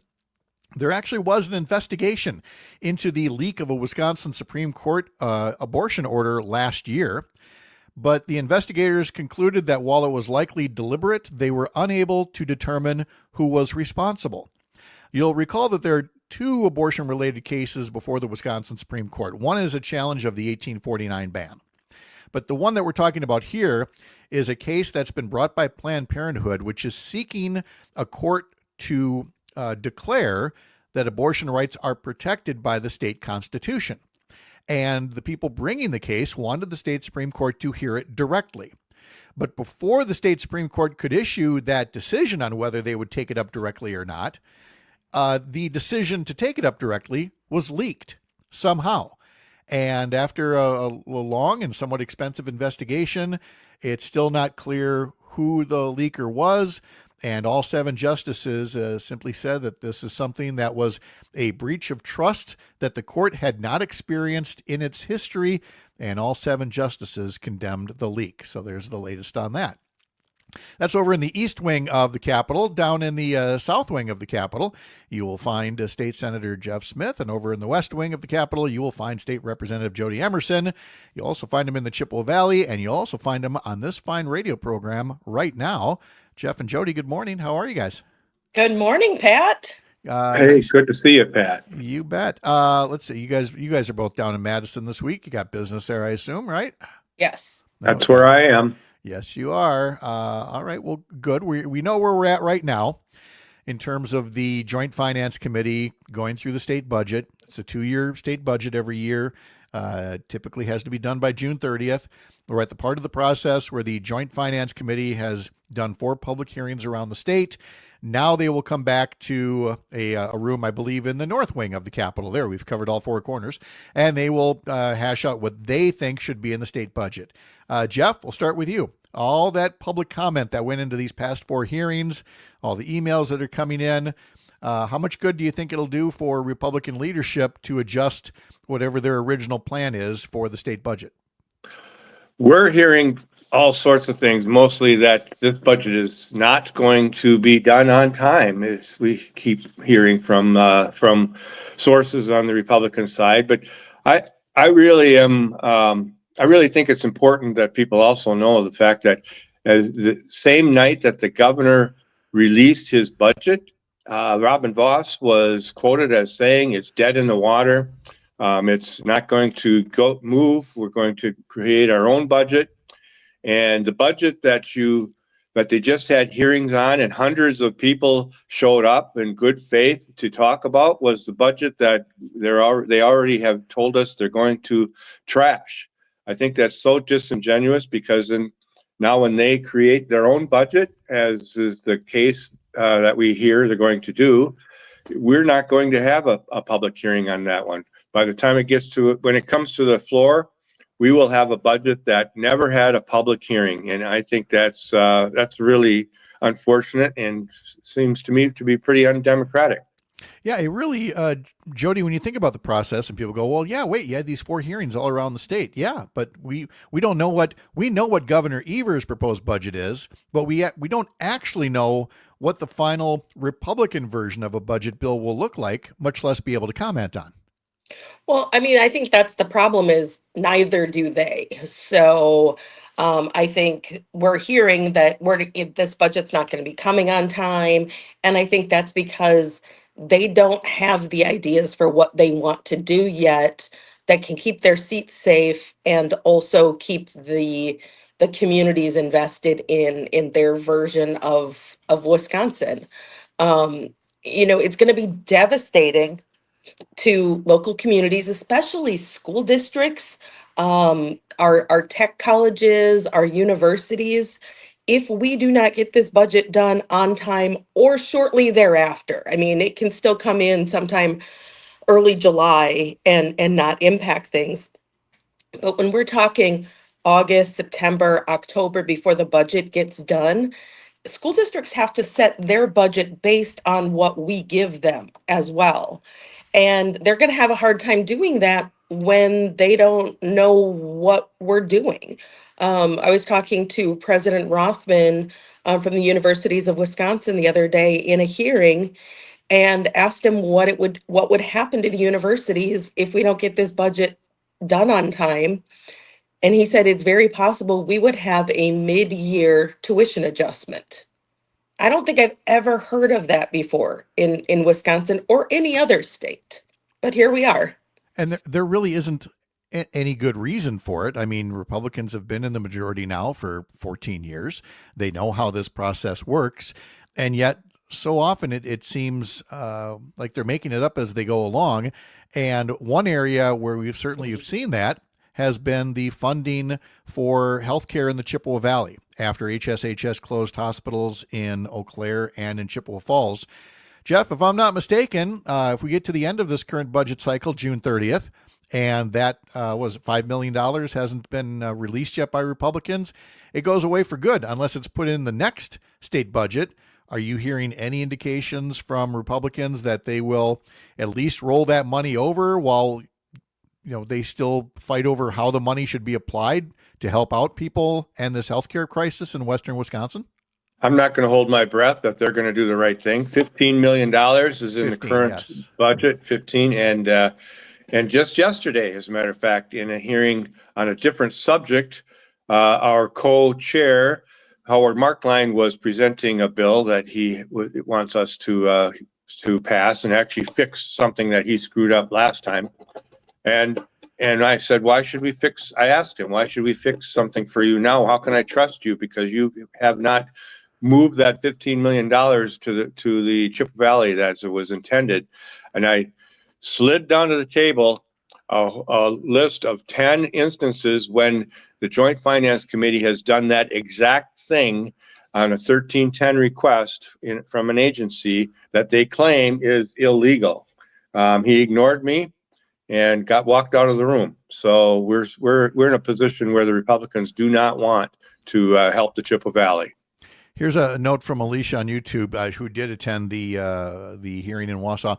I asked a GOP legislator what he wants to see in the budget. I kid you not, he said, I don't know. We'll have to see what Republicans write up, meaning his leadership, meaning that, there's so very little input that it's whatever Robin Voss and Devin Lemieux want to put in. And look, again, I've been there. Russ Decker was the majority leader during my time there, and the majority leader has a lot of sway over what goes in it. But I don't recall ceding everything to the majority leader and saying, well, you just tell me what to vote on, I will. I don't know, Jodi, maybe that's just a thing with Democrats where it's like, no, you're not just going to give us marching orders. Well, we hear this on the floor every single floor session. Robin Voss will get up and do this impassioned speech about how the Democrats are just going to vote no on this, and they're not going to, you're just going to listen to exactly what your leader says. And obviously, he's never been in one of our closed caucuses before. No. If he thinks that we just listen without argument and discussion to what leadership says, but I think it tells a lot about how he expects his caucus to run. So, that's not how it works on our side. We definitely have spirited debates. We usually come to an agreement overall, but there's never been a time where I've ever heard anybody in my leadership say, you vote for this or else. And it just doesn't happen. And in fact, Jeff, you probably missed it, but earlier I was sharing the full story of the debate over the smoking ban in 2007 and how there was nothing along party lines on that debate whatsoever. It was everybody for themselves. It was spirited. It was a free for all. I've never had so many, fellow Democrats, just want to vilify me for trying to find a compromise. And in hindsight now, that's almost refreshing as opposed to just the marching orders that we've been seeing for the past 14 years. It's the way things are supposed to be done, actually, right? And Yeah. I will add to what what we just heard from a listener, and that is in a more recent, very recent, like a week or two ago, at a forum, Representative Moses down at the end of the table said, "We have a very weak legislature." So, Whoa. yeah, Okay. an admission from Moses that they are weak, and it's unfortunate. It's really bizarre. And the thing of it is, with a smaller majority, Clint Moses and others, it would only take a handful to actually, bring the caucus to a halt and say, no, we want to consider this. For example, an extension of postpartum care under Medicaid, where, again, Jodi, if I'm not mistaken, we're talking to Jodi Emerson, state representative here from Eau Claire, and Senator Jeff Smith. Jodi, I think you almost have a majority of the assembly itself that is a co-sponsor of this measure, and it's just Robin Vos, the speaker, single-handedly holding it up. Yeah, well, that bill passed the Senate, I think 32 to 1. Yep. And it's now in the assembly hands. The last time I counted, and people can always add their names at any point, we had 66 out of 99 co-sponsors of that bill. That bill will pass if we bring it up. Somehow, for some reason, Robin Vos is the one person who is standing in the way of this. Well, and he says, well, there's other people who are opposed to it too, but they're making me take all the heat for it. Yeah, but again, 66 co-sponsors. You only need 50. You only need 50. Should tell you something right there. Let me switch gears to the federal budget for a moment, because I know we had something that just impacted the Chippewa Valley, and that was the cutting of AmeriCorps volunteers at the Beaver Creek Reserve and throughout the community. Jodi, when I think of waste, fraud, and abuse in a federal budget, I do not think of the Beaver Creek Reserve and community volunteers. Yeah, I'm not sure exactly what was, equitable, inclusive, and diversified about Beaver Creek Reserve, other than maybe the diversity of the flora and fauna that are there.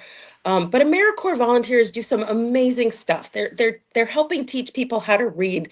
They're in our communities doing things with kids to make sure that they've got summer programs and stuff. And without warning, all of a sudden, the ones, Beaver Creek Reserve is one of the examples in my district where I think they lost 5 AmeriCorps volunteers at the snap of a finger.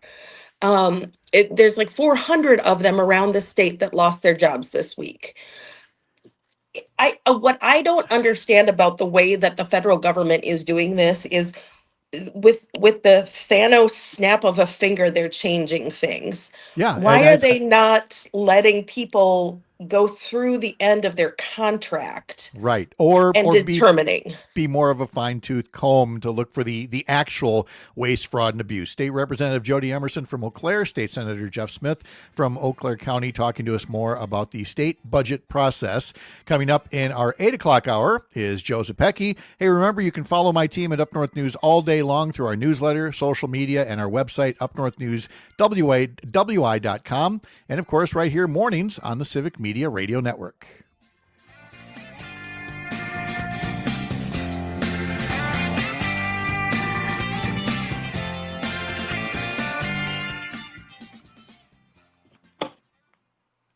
All right, there we go. A little 2-minute commercial break here for us. All right, so we did AmeriCorps. All right.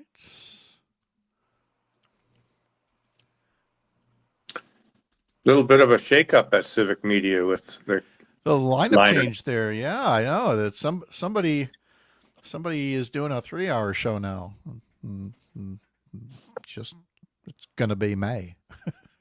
Wow, you must love that, actually. What? Everybody listens to me for 3 hours? I wouldn't say that. Now, I'm looking at the comment section here, and I definitely wouldn't say that. Let's see. Laura Lee, Robin Vos hates babies and mothers. I don't detect any lies there. Okay. Robin Vos hates everyone. It's all anything except what he gets from the government. Yep. All right, let's see. Get to this. Yeah, he doesn't like welfare, but how much PPP did he, or Oh, yeah, yes. PPP did he get? Yep. Stuff like that never seems to stick. It means you're making a splash, Pat. No, Alicia, it's you and Cassandra and Rob and everybody else. If we didn't have that kind of an interaction, people aren't just going to listen to me yodel all day. There's a reason Jeff Smith only Nobody calls me else wants to get up. Nobody wants to get up that early. Look at Jodi. Look how bright-eyed and bushy-tailed she is. I mean, look at this. What an unhinged woman. I'm so shocked that it took you to the first commercial break to make a comment that I'm actually on camera today. You're slipping. You're slipping, Pat. What do you mean? I was expecting it to be right away. Oh my God, you're on camera. No. I know you're getting used to this, you know. Yeah. You don't fight it with the same fervor of, oh God, do I have to get up? It's like, no, this is your life. Plus, again, you know, you have a grandbaby to compare it to. And we're much less tantrumy, Jeff and I. Most of the time. That's where I'm heading right after this. Is grandbaby cannot go to daycare today, so heading over to do grandma duty so mom and dad can work. That's nice. And how's the mister with his new gig? If he doesn't have like 10 balls in the air at all times, he's like, I'm forgetting to do something. So he's running races, raising money for cancer research, doing homeless endeavors, you know. And then there's the job too. But saving the world. It's hard work. Somebody's got to do it. All right. Let's see. Back in about 20 seconds.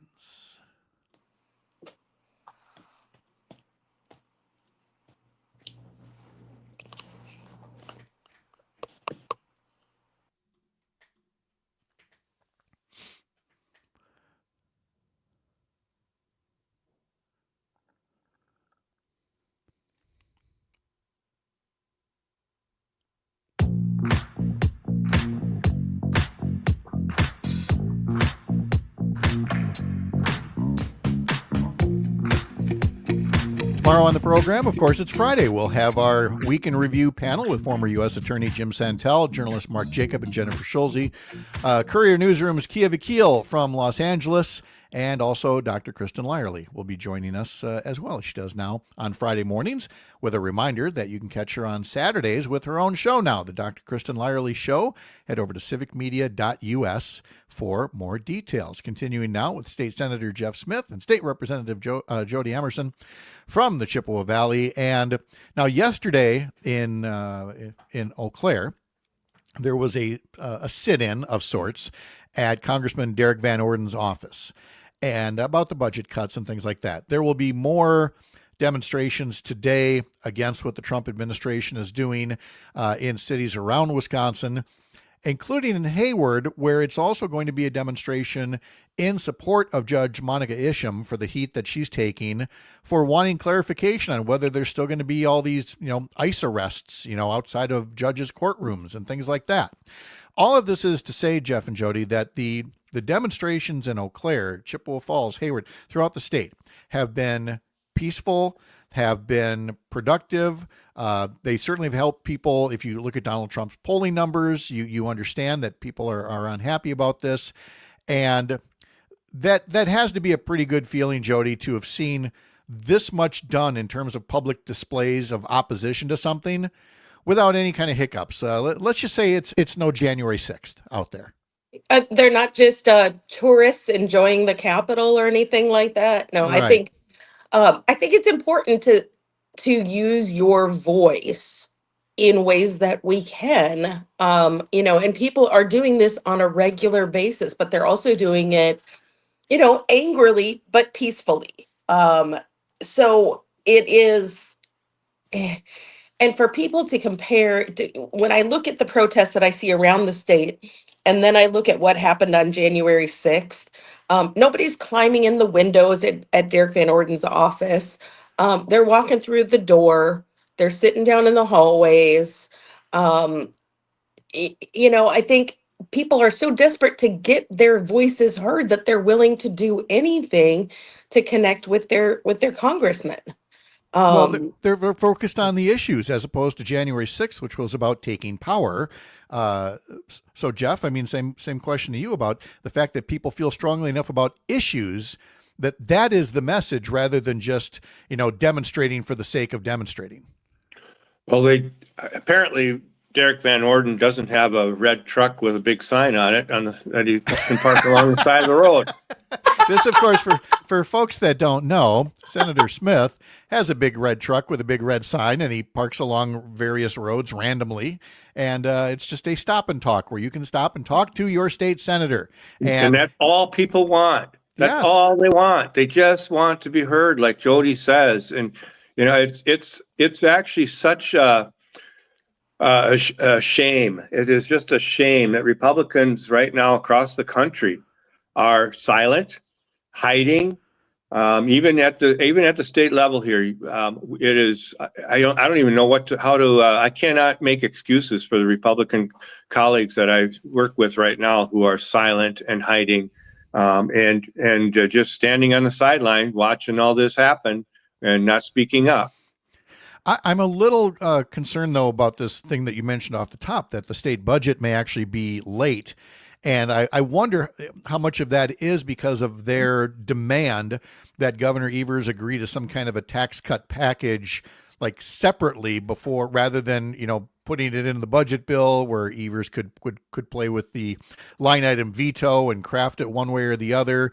Jodi, is that what this is basically centered on, is Republican insistence on tax cuts, or are there other reasons why they can't seem to pull it together and get a budget done on time?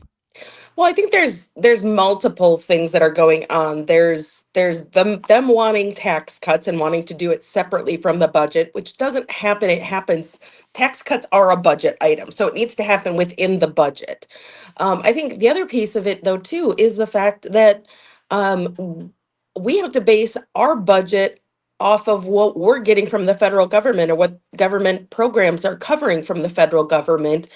And if all of a sudden, they do away with Medicaid, which is on the table at the federal government, we're going to have to do some fancy footwork here at the state to make sure that we have these people covered and, they're not dying because they're left out without a nursing home, they're left without personal care and things like that. So I think it's hard for us to set our budget when we don't know what's going on.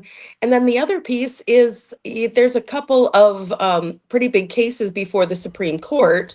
One we already know with the 400-year veto that I think they were waiting to figure out what could happen before they wanted to do the budget. So all that to say, get a move on it. People are waiting. This is kind of our one job that we really have to do every 2 years. And that's it. One job. Yeah. One job. We have one job. we got to finish this. Jeff's got to get back to his farm, in the Eau Claire County town of Brunswick. What are you doing on the farm? What are you missing out on there while you're working on the budget, Jeff? Oh, well, the manure piles up and wait, which one are you talking about? Farm. Yeah, you the mean farm. on my farm? Yes. Oh, yeah. You know what? We'll cover that later on when Farmer Jeff gives us the update from the farm there. But if you want to know more about the issues in the Chippewa Valley, these are the two people to talk to: State Senator Jeff Smith and State Representative Jodi Emerson. Thank you guys very much for the Capitol update. As always, appreciate it. Good to see you. Good to see you, Pat. All right. Thank you very much. All right. When we have a little news break and then come back, Brittany Merlot is going to tell us an update on the weather forecast coming up. And then Joe Zepecki will be along in the next hour. And we're going to talk more about members of Congress not being able to just say, well, this is Donald Trump's mess, and we're powerless to handle it. They're not powerless to handle it, as people were saying at Derrick Van Orden's office yesterday in Eau Claire. There's a role to be played, but you've got to have members of Congress from Wisconsin that want to play a role.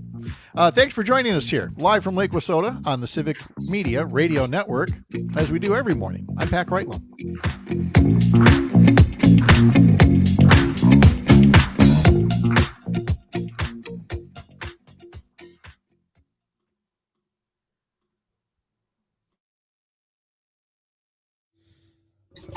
Bleh.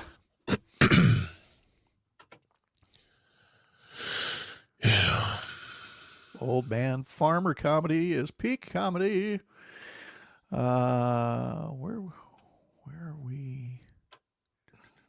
Oh, when you get a chance, send me a Friday promo, and you can just send that. Or if you want to do all of them for next week, cool. But if you want to just knock that one out, we can you knock it out. And I'll get them all knocked out and get them all to you because there's thank you very much. There's only 4 shows next week, so it's. Oh, that's easy, right. Well, there's 5 easy. shows. There's 5 shows. Not for this boy. Well, yeah, there's 5 shows for this guy. Yeah. Well, see, you're a worker man, whereas yeah, I'm just. I owe my soul to the company store. Yes. Okay. All right, I'll be back. What? Waiting for Sam. Oh yeah, Sam. Oh. Yes. Nothing. Again, if I would just follow my own notes to note that Greg Bach is back in 1 hour for Matt and Air on Air. Just follow your own notes, Pat. Tell them at the top of the next hour. They'll be fine. It's great. I do because Sam's here. All right, cool. I gotta talk to him. No, I meant Sam's not gotcha. here. Gotcha. But that I got you. All right, why are Thursdays so Thursday-y? I don't know. I was thinking it was Friday actually for the first half an hour. And there is Sam now. Good morning, Sam. If only if it were Friday, Greg. Yeah, I know. Sam, hey, really quick. Are you? Let me try that again. The file that you access the music from. I've made some changes in there. Okay. I've added all the music that all that music is now cut and in there for you to use. Okay. Like that folder you're talking about, you added more songs in or what? Yes, I added more songs. Oh, okay. So everything that was on that list that Pat had from the website, I recorded it all and put it in there. It's all in there now for you. Cool. You're looking at that's the MPK new music folder, correct? Yeah. Okay. So in there for the intro. Yep. Use let's see here. The opening remix still. Yeah, use the and then MPK outro remix. That's the one that he wanted to have used. So okay. So just everything else is fine. Do whatever you want with that stuff, but just make sure you use those 2 for the hour, and you're good to go. Cool. All right. On that note, I'm going to get out of here. Just remember something, folks. It's very important. Lava, chicken. Steve's lava chicken, yes, tasty as hell. Ooh, mama, see tonight you're ringing the bell. Crispy and juicy now. I just want chicken, like a big piece of fried chicken. Yeah. Sounds really good right now. Yeah, sure. All right, gentlemen, you have yourselves a fine day. I'll talk to you all tomorrow. Bye. Bye.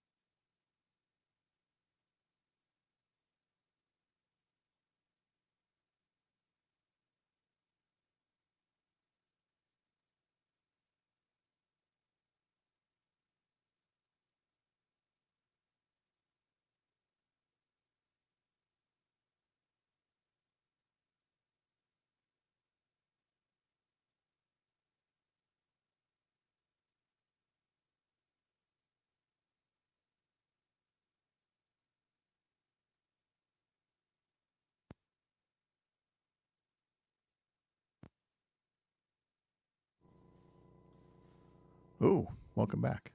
Hey. You have a bit of a hum there. Oh, really? Oh, now Still? it's gone. Nope. Okay. I think it's all gone. I think it's all good. Here. All right. Cool. Are you working on anything right now? Like stories or events or anything? Well, it was all the tornadoes earlier this week, and then allergies I put out yesterday. Ah, yes, the allergies. Oh yeah. Okay. All right. I think we're good to go here. Bring that up.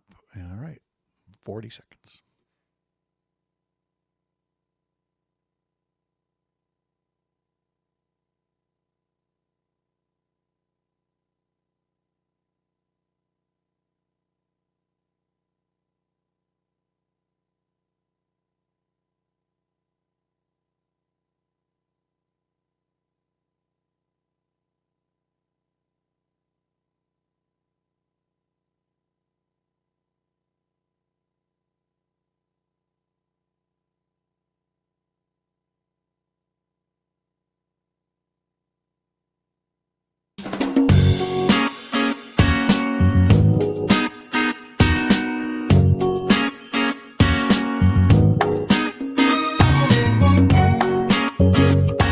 Live across Wisconsin on Civic Media, you're listening to Mornings with Pat Kreitlow, powered by Up North News.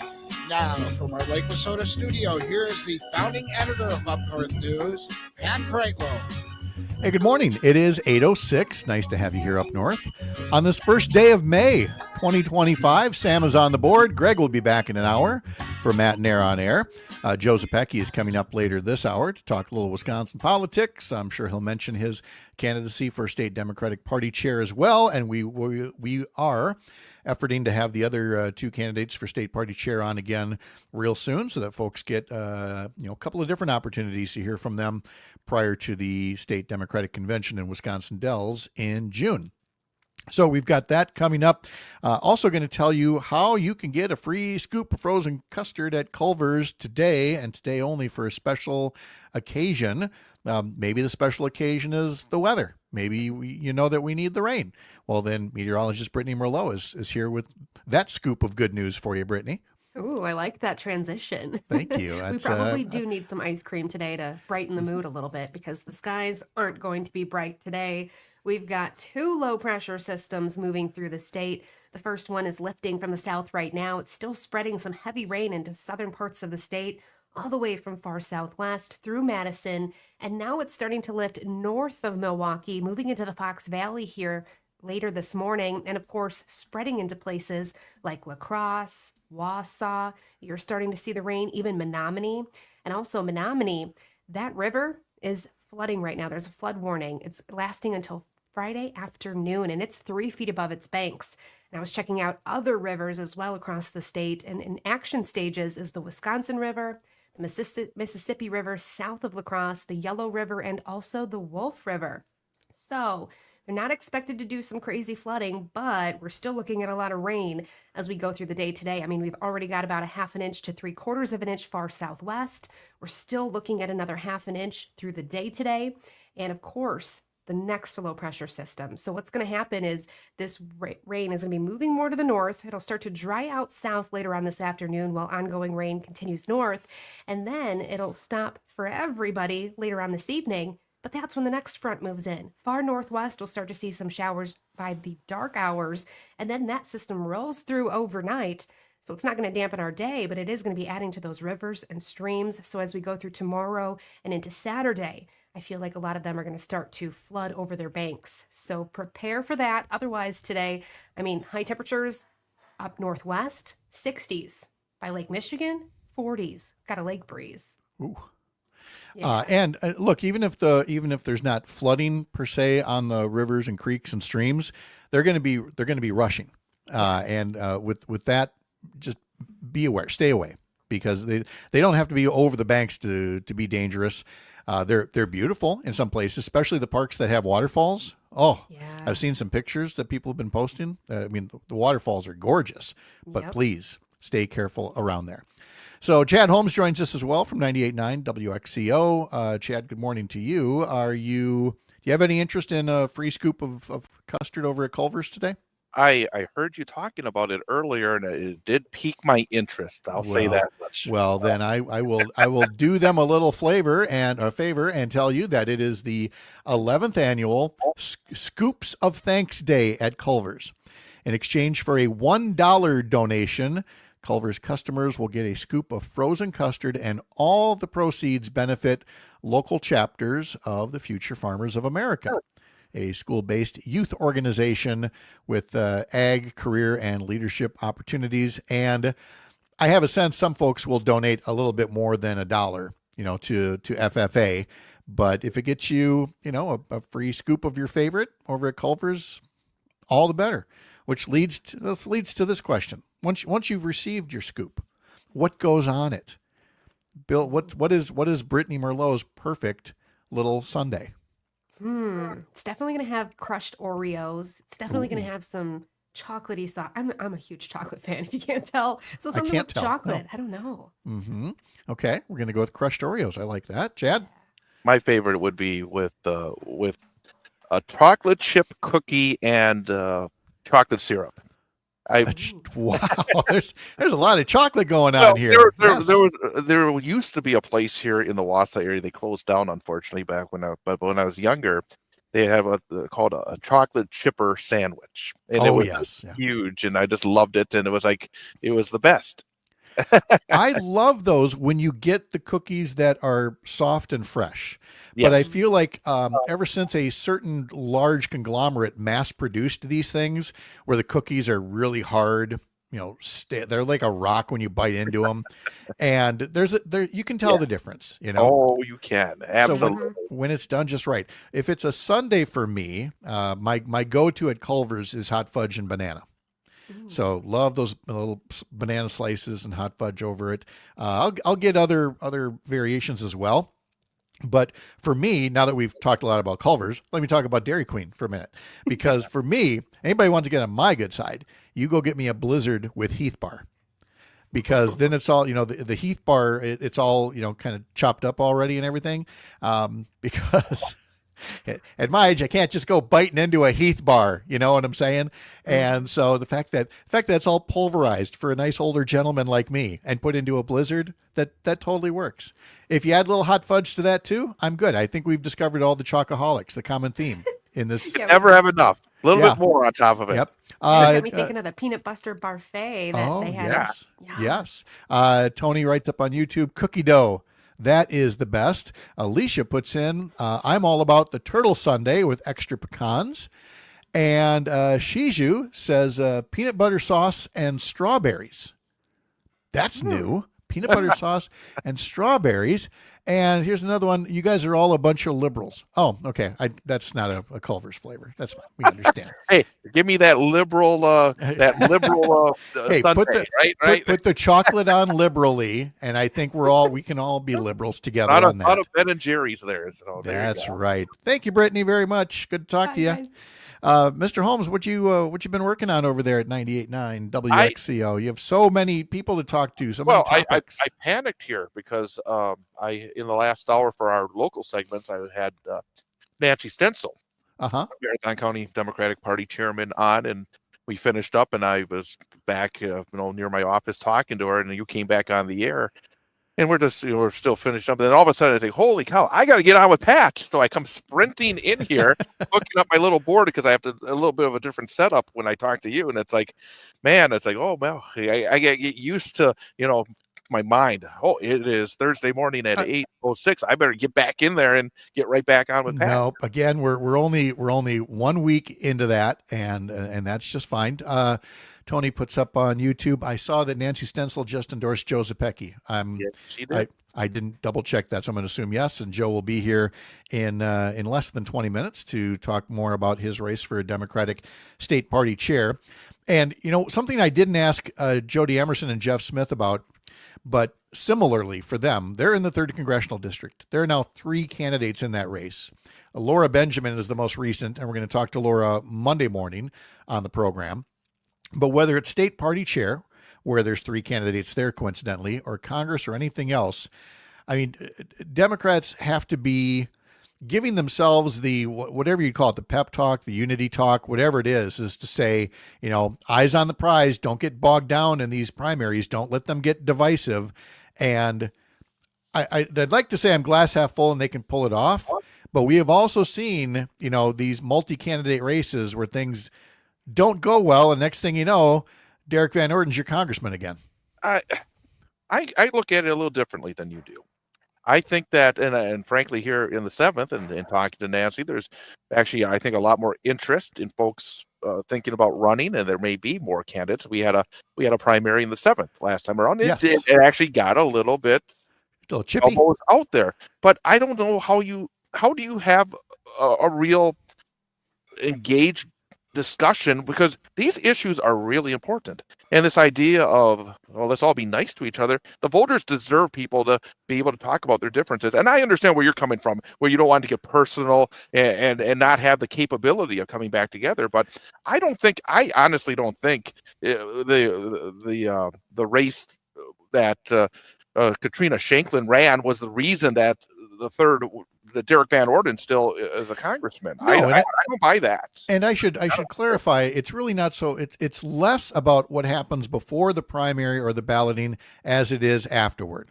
And look, I have absolutely zero information on voters who did not vote for Rebecca Cook in the primary last time, and then they turned around and voted for Derrick Van Orden. I'm pretty sure that number is pretty low.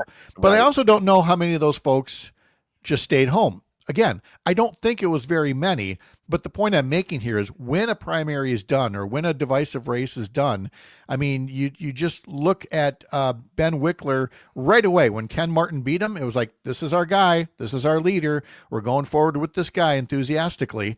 And that's what you want to see afterwards. But Katrina Shanklin went right to Eau Claire right after the. Oh, absolutely. Yes. So I don't know what the connection here is, to be honest with you. I think that we have to have vigorous discussion in primaries. I do not believe that, and I know what you're saying, that come together, but what I'm saying is summed up in 2 words. I'm nervous. I get nervous. I understand that, but I think frankly, I'm excited the idea of having more than 2 people running for a primary in the 7th next time around to try to give Tom Tiffany somebody really solid to go up against. And also, he might not be there. He might be running for governor.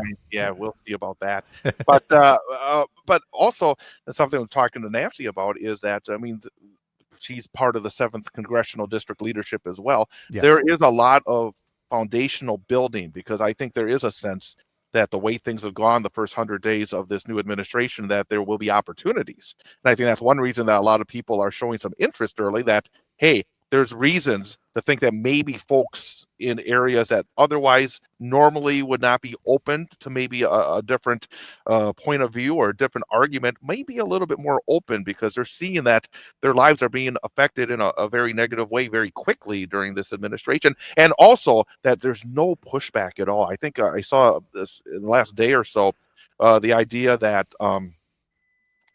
people in the Congress, I mean, there was a committee hearing that basically was going to try to slow down this police state, getting all the information about us, and nobody is standing up on the Republican side. They refuse to say, hey, we're going to show a little bit of spine here and say, Elon and Donald, you cannot have all of our personal information, and there's nobody doing that. And I think there's going to be some arguments based on that. If Tom Tiffany doesn't come out and say, I believe in protecting your personal information, that would be a pretty darn good argument to start with for people that otherwise may not really think about voting for a Democrat. And what that means is, and you see this when the pendulum swings as it does in U.S. politics, the phrase that I use is too big for their britches. And whether you're talking about, the Democrats in 94 and in 2010, or the Republicans in 2006, the voters have a sense of knowing when one party's gotten too big for their britches, and they're willing to say, why don't you all sit on the bench for a little bit and give somebody else a chance? And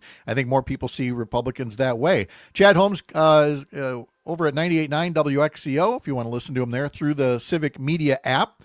Chad, thank you as always for the visits. We'll talk to you again soon. Good morning. Have a great day. We still got to get into all the sports this guy does. So much sports for the spring.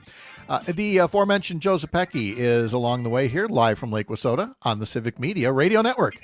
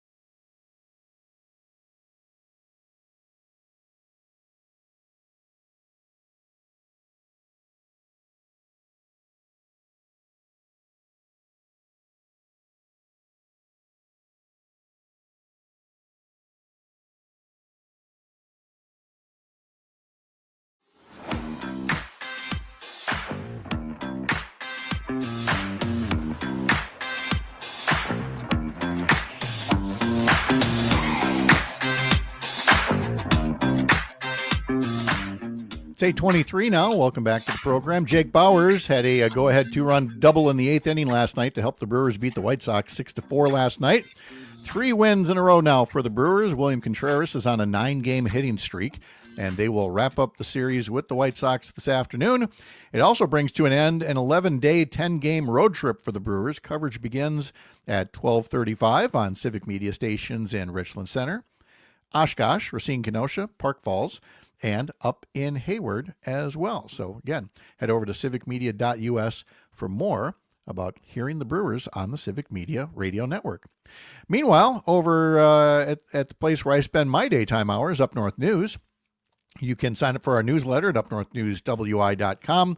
That's also the website where you can see all the stories that we're working on. And in the newsletter today includes a link to a story at the website that says, "Stop and smell the roses at these 5 Wisconsin flower festivals."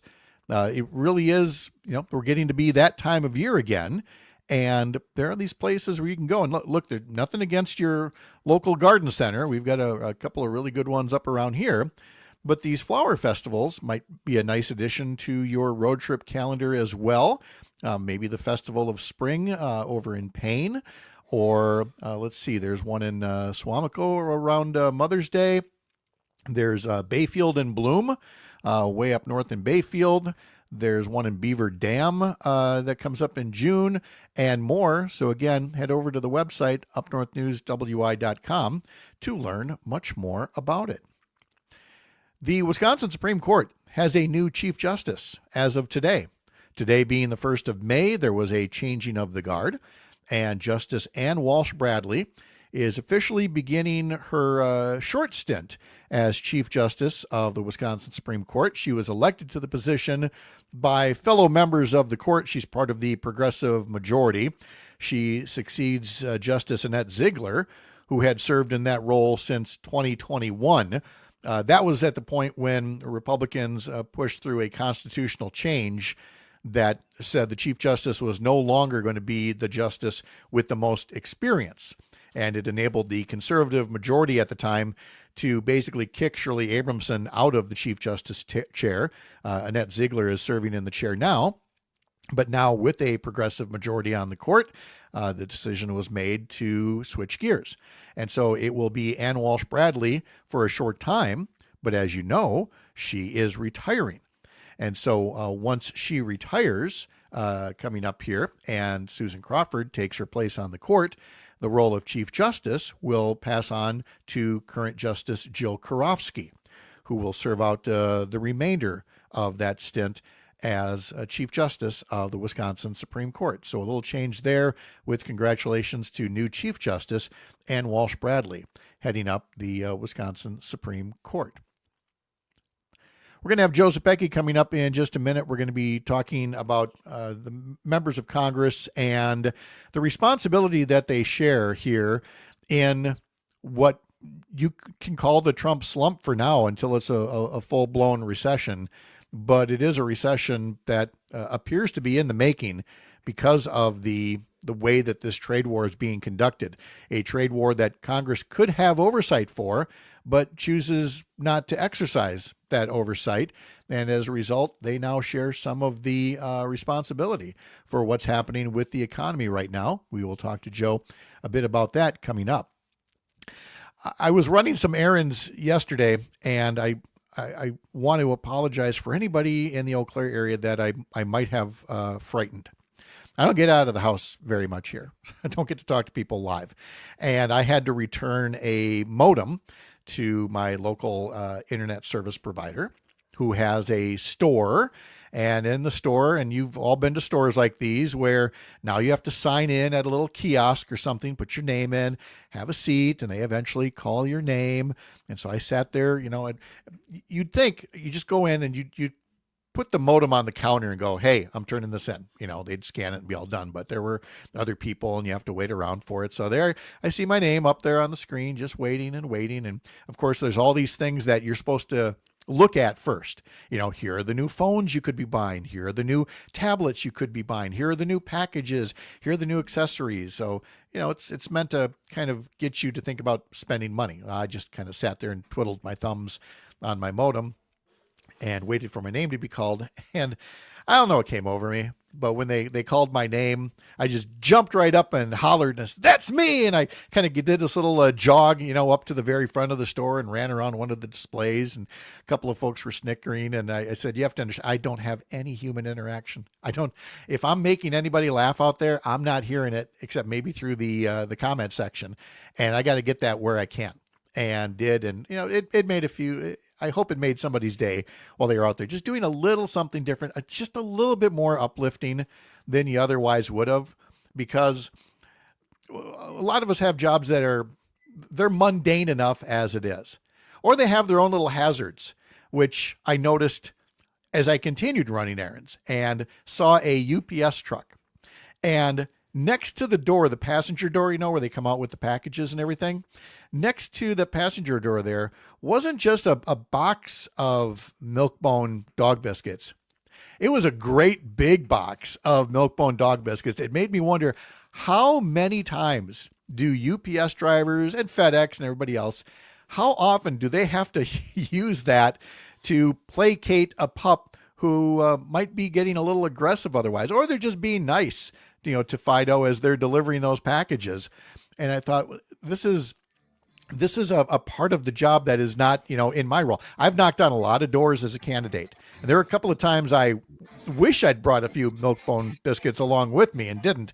And this UPS driver was clearly on top of things and ready to handle their job and any little furballs that they might accompany along the way. Let's pause here and let some folks around the Civic Media Radio Network rejoin us, and we'll talk to Joe Zepecki coming up next, live from Lake Wissota on the Civic Media Radio Network.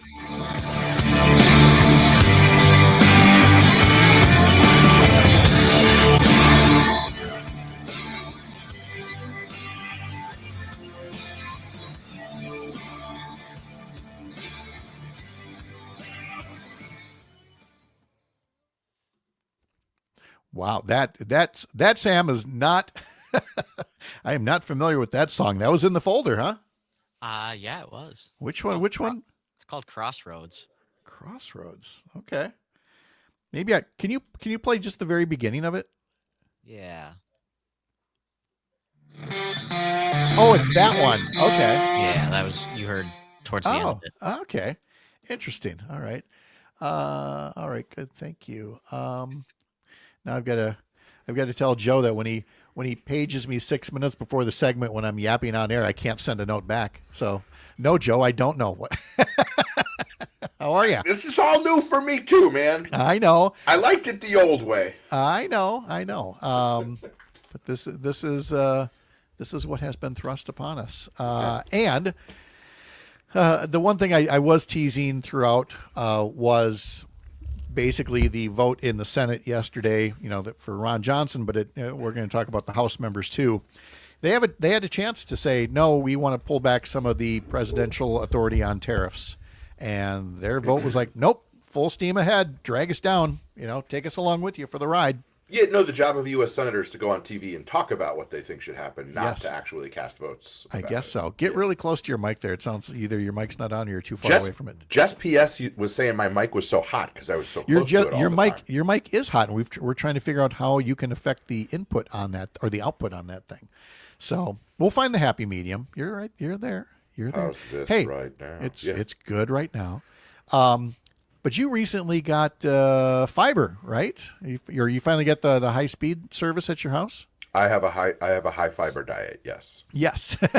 And so I just noticed, it was great. It's great having Melissa on live, and we've had no glitches. We've had no delays. Great. Now they should send me my Visa gift cards for switching. Oh, okay. Good.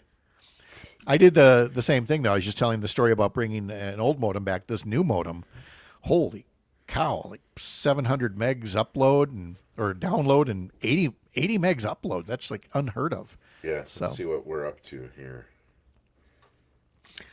And what else are you working on over there this week? I did see there was one thing from Protect Our Care, right?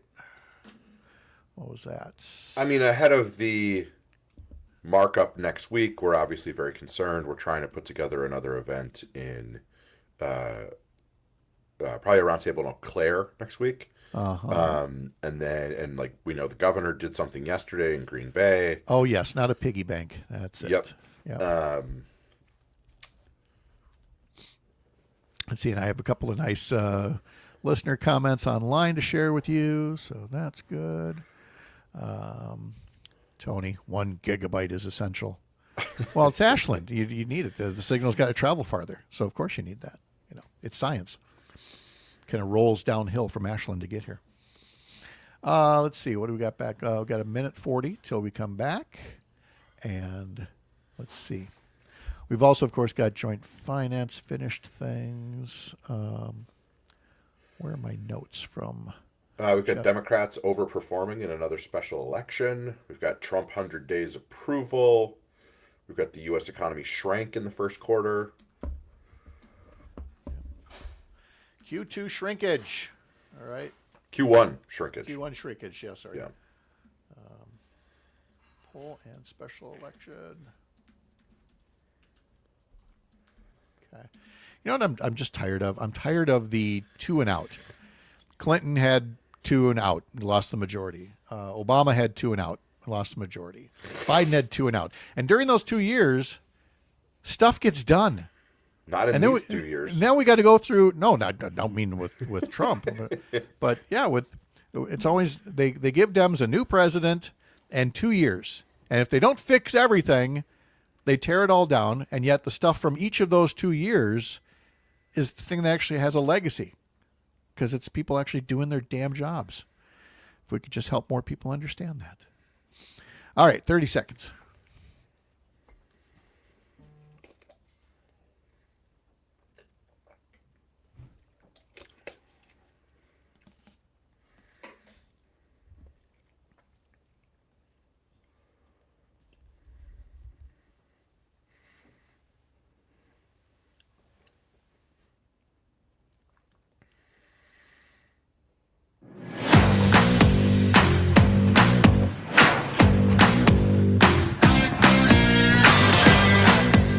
It is the first day of May, and along with being International Workers' Day, there would have been protests or demonstrations anyway, but these will just be the latest examples of protests and demonstrations against the Trump administration that are going on. The latest numbers on the first quarter economy, not very good, showed shrinkage in the economy. You get 2 quarters in a row like that, and that's the textbook definition of a recession. Folks are catching on to that, and it's being seen in the polling that surrounds Donald Trump. You have a Congress controlled by Republicans that could choose to do something about it, but yesterday chose not to. So that's one of the topics we're going to get into here with Joe Zepecki, who is also a candidate for state chair of the Democratic Party of Wisconsin. Joe, how are you? I'm good. I was up in your neck of the woods since I was on this program last. Yes, you were. You made the run up to Hayward for the 7th District Democratic Convention up there. Spoke to folks.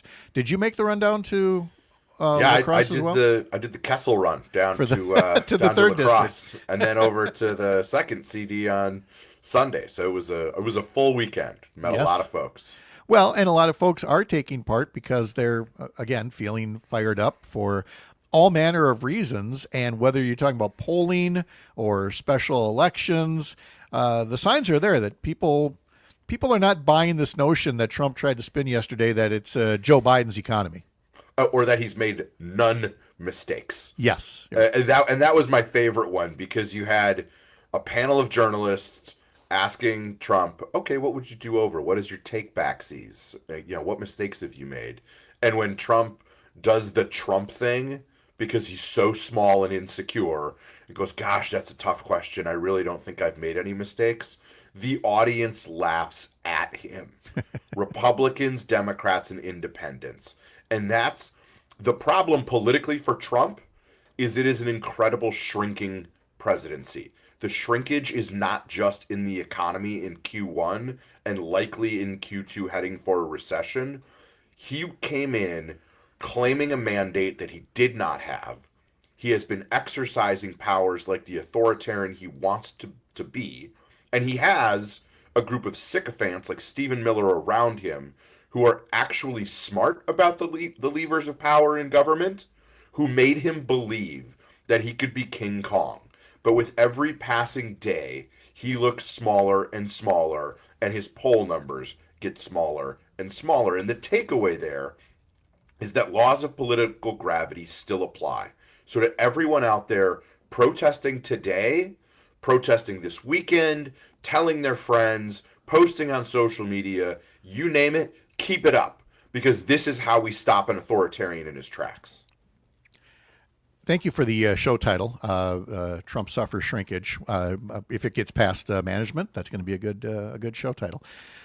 And we're going to see special elections, that reflect this for congressional seats or even for legislative seats. You already see in some red districts, you see Democrats that are winning there. So it just tells me that folks are indeed engaged and that they understand that this is not necessarily what 49% of the public voted for back in November. Correct. And it's red districts, blue districts, swing districts. We were very focused on Justice-elect Susan Crawford on April 1st. But one of the things we should note is that on that same day, April 1st, there were 2 special elections in Florida. Maybe the plural is specials election, like attorneys general? Maybe. At any rate, Democrats overperformed in both of those. We didn't win either of them, but it was a big overperformance. Last night in Iowa, there was another special election. This one a pretty safe blue seat. In 2024, so last November, Kamala Harris won Iowa's 78th district, 63-33. That's really good. That's not a seat we're probably gonna lose. But in the special election to fill the House seat in that district last night, 79-21 Democrats.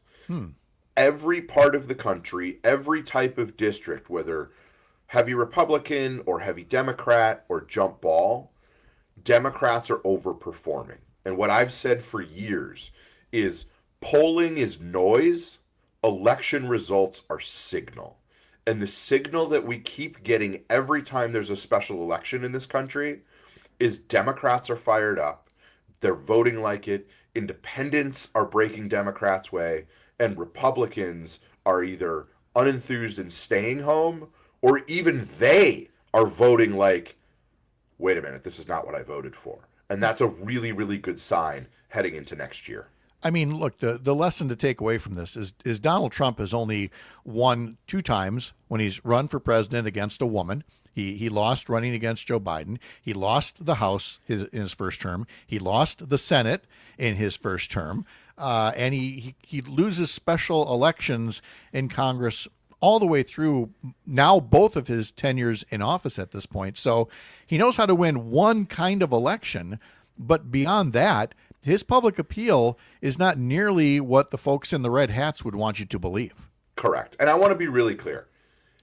Just because he is a loser and is seeing political shrinkage does not mean that this is not really frightening and really scary for folks. And it is okay to feel that way because the powers of the presidency are extraordinary and awesome, and we have never had someone so comfortable with using them for ill as Donald Trump.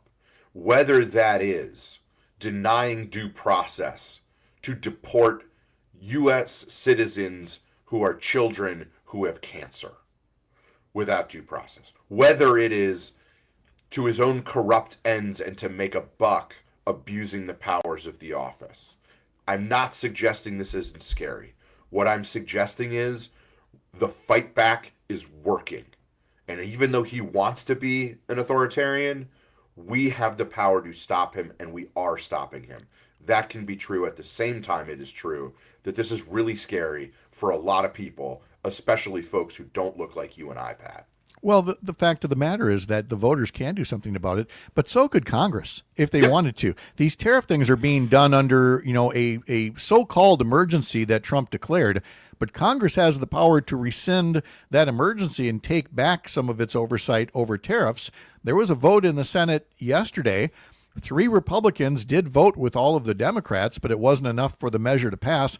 Ron Johnson was not one of those profiles encouraged, voting yes, despite telling us repeatedly he's concerned about the tariffs. Joe, he's concerned about the tariffs, but not enough to actually have Congress do its job.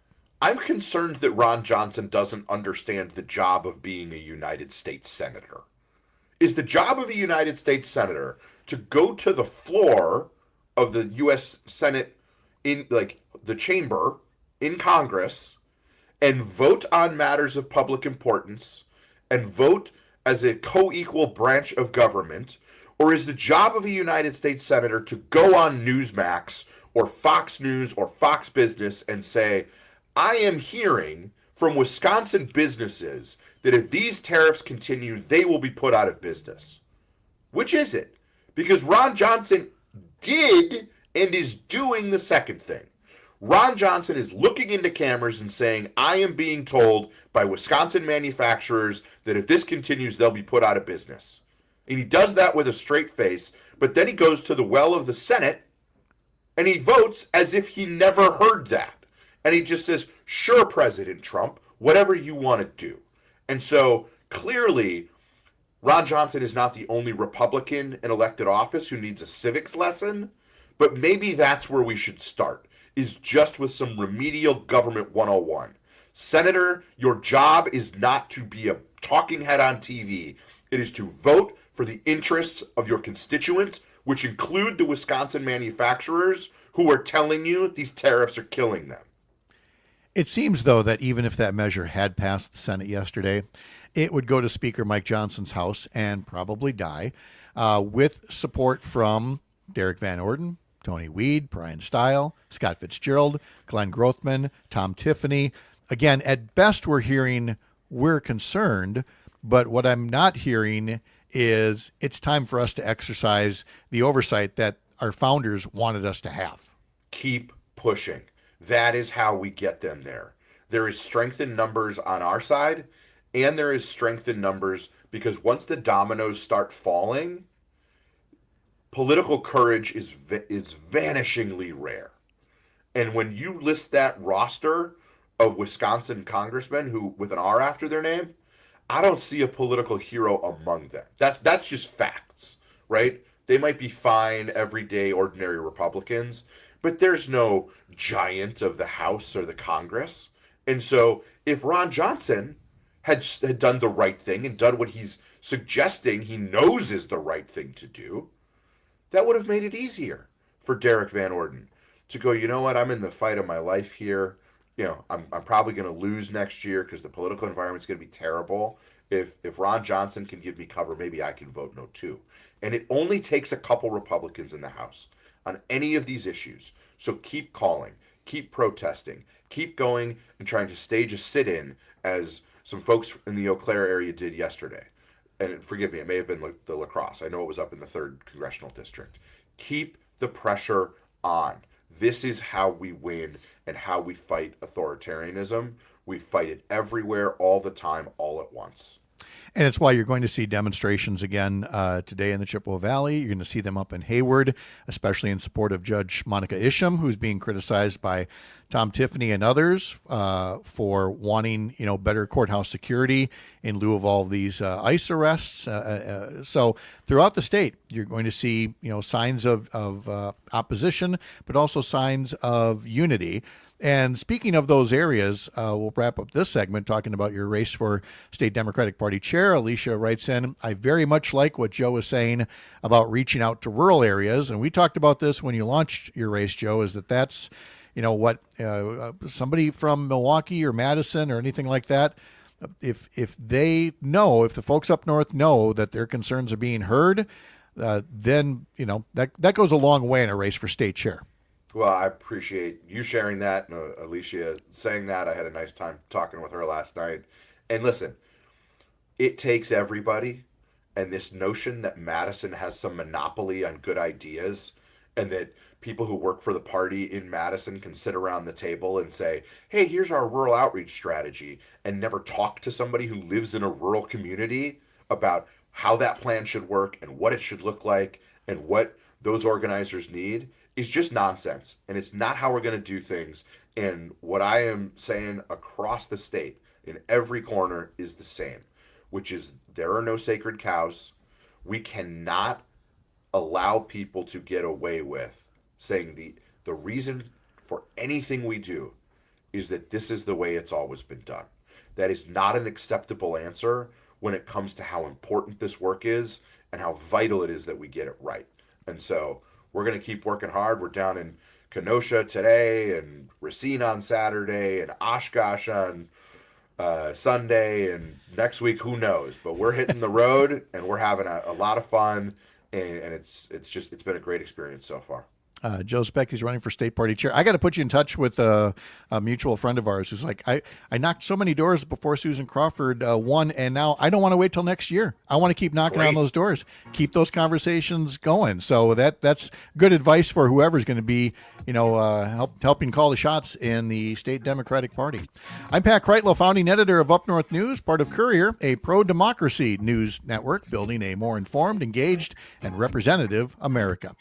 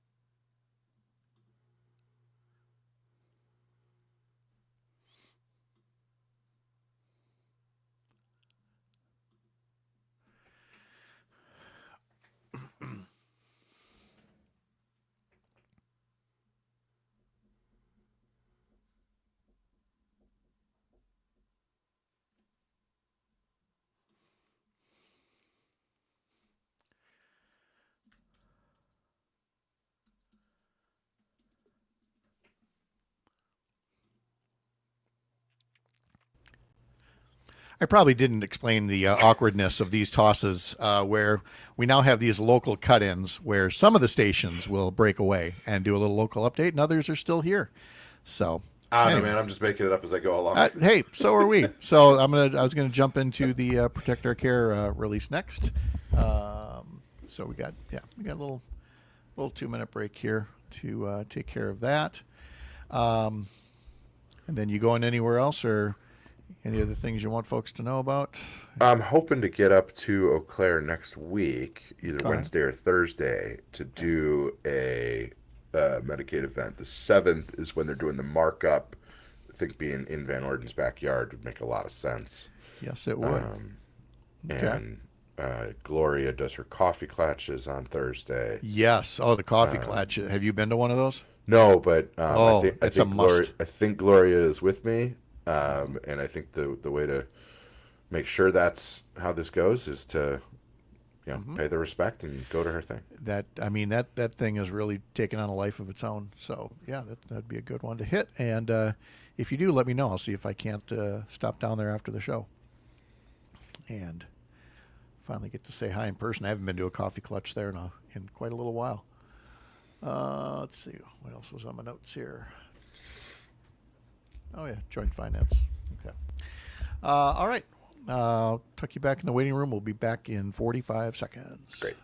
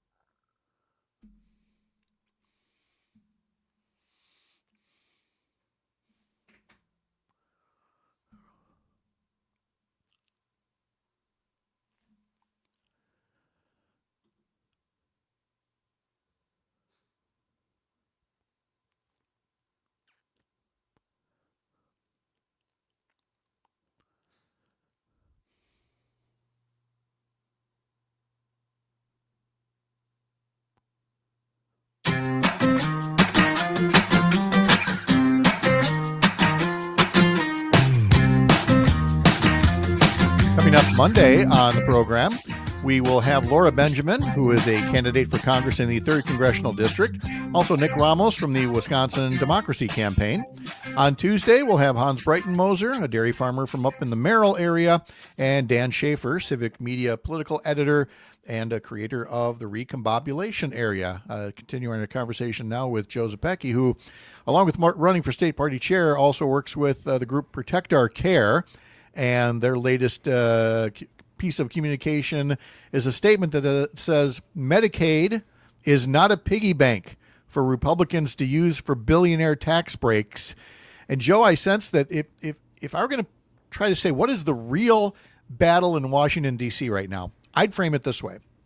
The Republicans, who rightly understand that even threatening to cut Medicaid is a big mistake, but there's also a group that says, nope, it's time to rip the Band-Aid off.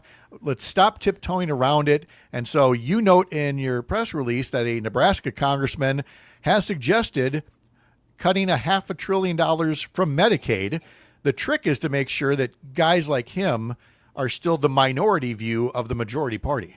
But here's the problem. Republicans had a chance to vote on this, and they voted unanimously. Every Wisconsin Republican voted to authorize $880 billion in cuts to Medicaid. That is a program that 1.1 million Wisconsinites rely on. And they said, we're going to take a wrecking ball to it. What they say on Newsmax or Fox Not News, talk is cheap. When the rubber met the road and they had an opportunity to vote, they said, fine, devastate rural health care, devastate long-term care for seniors, devastate the ability for people with disabilities to live independently and work in their communities, because those are the kinds of things that Medicaid supports. Medicaid also impacts 30,000 Wisconsin businesses. That's how many small businesses in Wisconsin bill Medicaid for services they provide. And when Republicans had a chance to say, no way, this is not how we should pay for tax cuts for Elon Musk, every single Wisconsin Republican did the wrong thing and said, no, that's fine. We're good with that. And now that they're feeling the heat on it, they're going, well, we'll just make it a little smaller number. $500 billion in cuts to Medicaid? They think their districts aren't going to hear that? That's going to be almost $1 billion out of the local economies in each of the congressional districts across Wisconsin. Guess what, folks? You can't do that and not feel it, whether you're on Medicaid or not. But Joe, $500 million cut. Well, that's less than $880 million cut. Why they've basically cut their cut by almost 50%. By the way, you said million. It's billion with a B. Yes, and they feel like they should get a cookie. There's always been this attempt to marginalize those on Medicaid, as if to make it sound like it's a sliver of the population not deserving of this kind of charity or welfare, as Robin Voss likes to call it. But we've done the numbers in Wisconsin. If you look at it from a national standpoint, nearly half of all children in America rely on Medicaid for healthcare coverage. 6 in 10 nursing home residents. 4 in 10 births are covered by Medicaid, 20% of adults in rural areas, 1 in 3 people with disabilities. All this to say, Joe, that, again, it's this constant communication among people in the general public that help them realize, hey, wait, I'm not alone in this. I'm not in some marginalized group. There's a whole lot of other people that are looking at having their Medicaid cut, or looking at having their job cut, or looking at having their contract broken for land conservation along with other farmers. I think that's, again, people are understanding government does provide good services with our tax dollars, that it's not all welfare, and that they don't want to cut for billionaire tax cuts. Pat, it's only welfare when it's for somebody else. Exactly. It's not welfare when it's the tens of thousands of rural Wisconsinites who think that they're entitled to it. And you know what? If they meet the qualifications of the program, they do deserve it. It can't only be welfare when it's for the black single mom in Milwaukee, folks. That's not how this works. There are a lot of Trump supporters on Medicaid, and I don't care.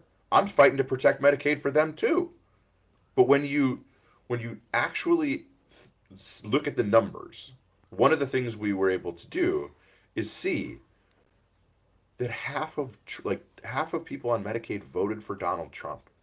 He got 49% of the vote among people on Medicaid. Guess what? Those were largely rural folks. Those were in smaller communities, and that's okay. We're going to try to have a conversation with them and win their vote next time. But I don't think people understand the degree to which Trump and Republicans are prepared to screw their own folks so that they can get a tax cut. More money in their pocket, less money in yours. On issue after issue, whether it's the tariffs, whether it's cutting Medicaid, the fat cats are getting fatter, and they're doing it at your expense. And I understand that people are angry. Sometimes they're so angry they don't even know who to be angry at. I am here to ask folks to understand that they are hoodwinking you. They want you to be angry at immigrants so that you don't realize they're robbing you blind by making life harder for you and easier for them. And that's the job of Democrats for the next 18 months, is to make that case and have that conversation with open arms. It's okay if you voted for Trump last time. Every single day, new people are realizing that it was all a ruse, and they're going to pay the price. Joe Zepecki. Learn more at joezepecki.com about his run for Democratic Party chair. Good to see you. Enjoy the rest of the week. Travel safe. Thank you. And thanks to all of you for being a part of our mornings here with Pat Kreitlow on the Civic Media Radio Network. I remind you, it's about every one of the words in our national promise: liberty and justice for all. Have a great day.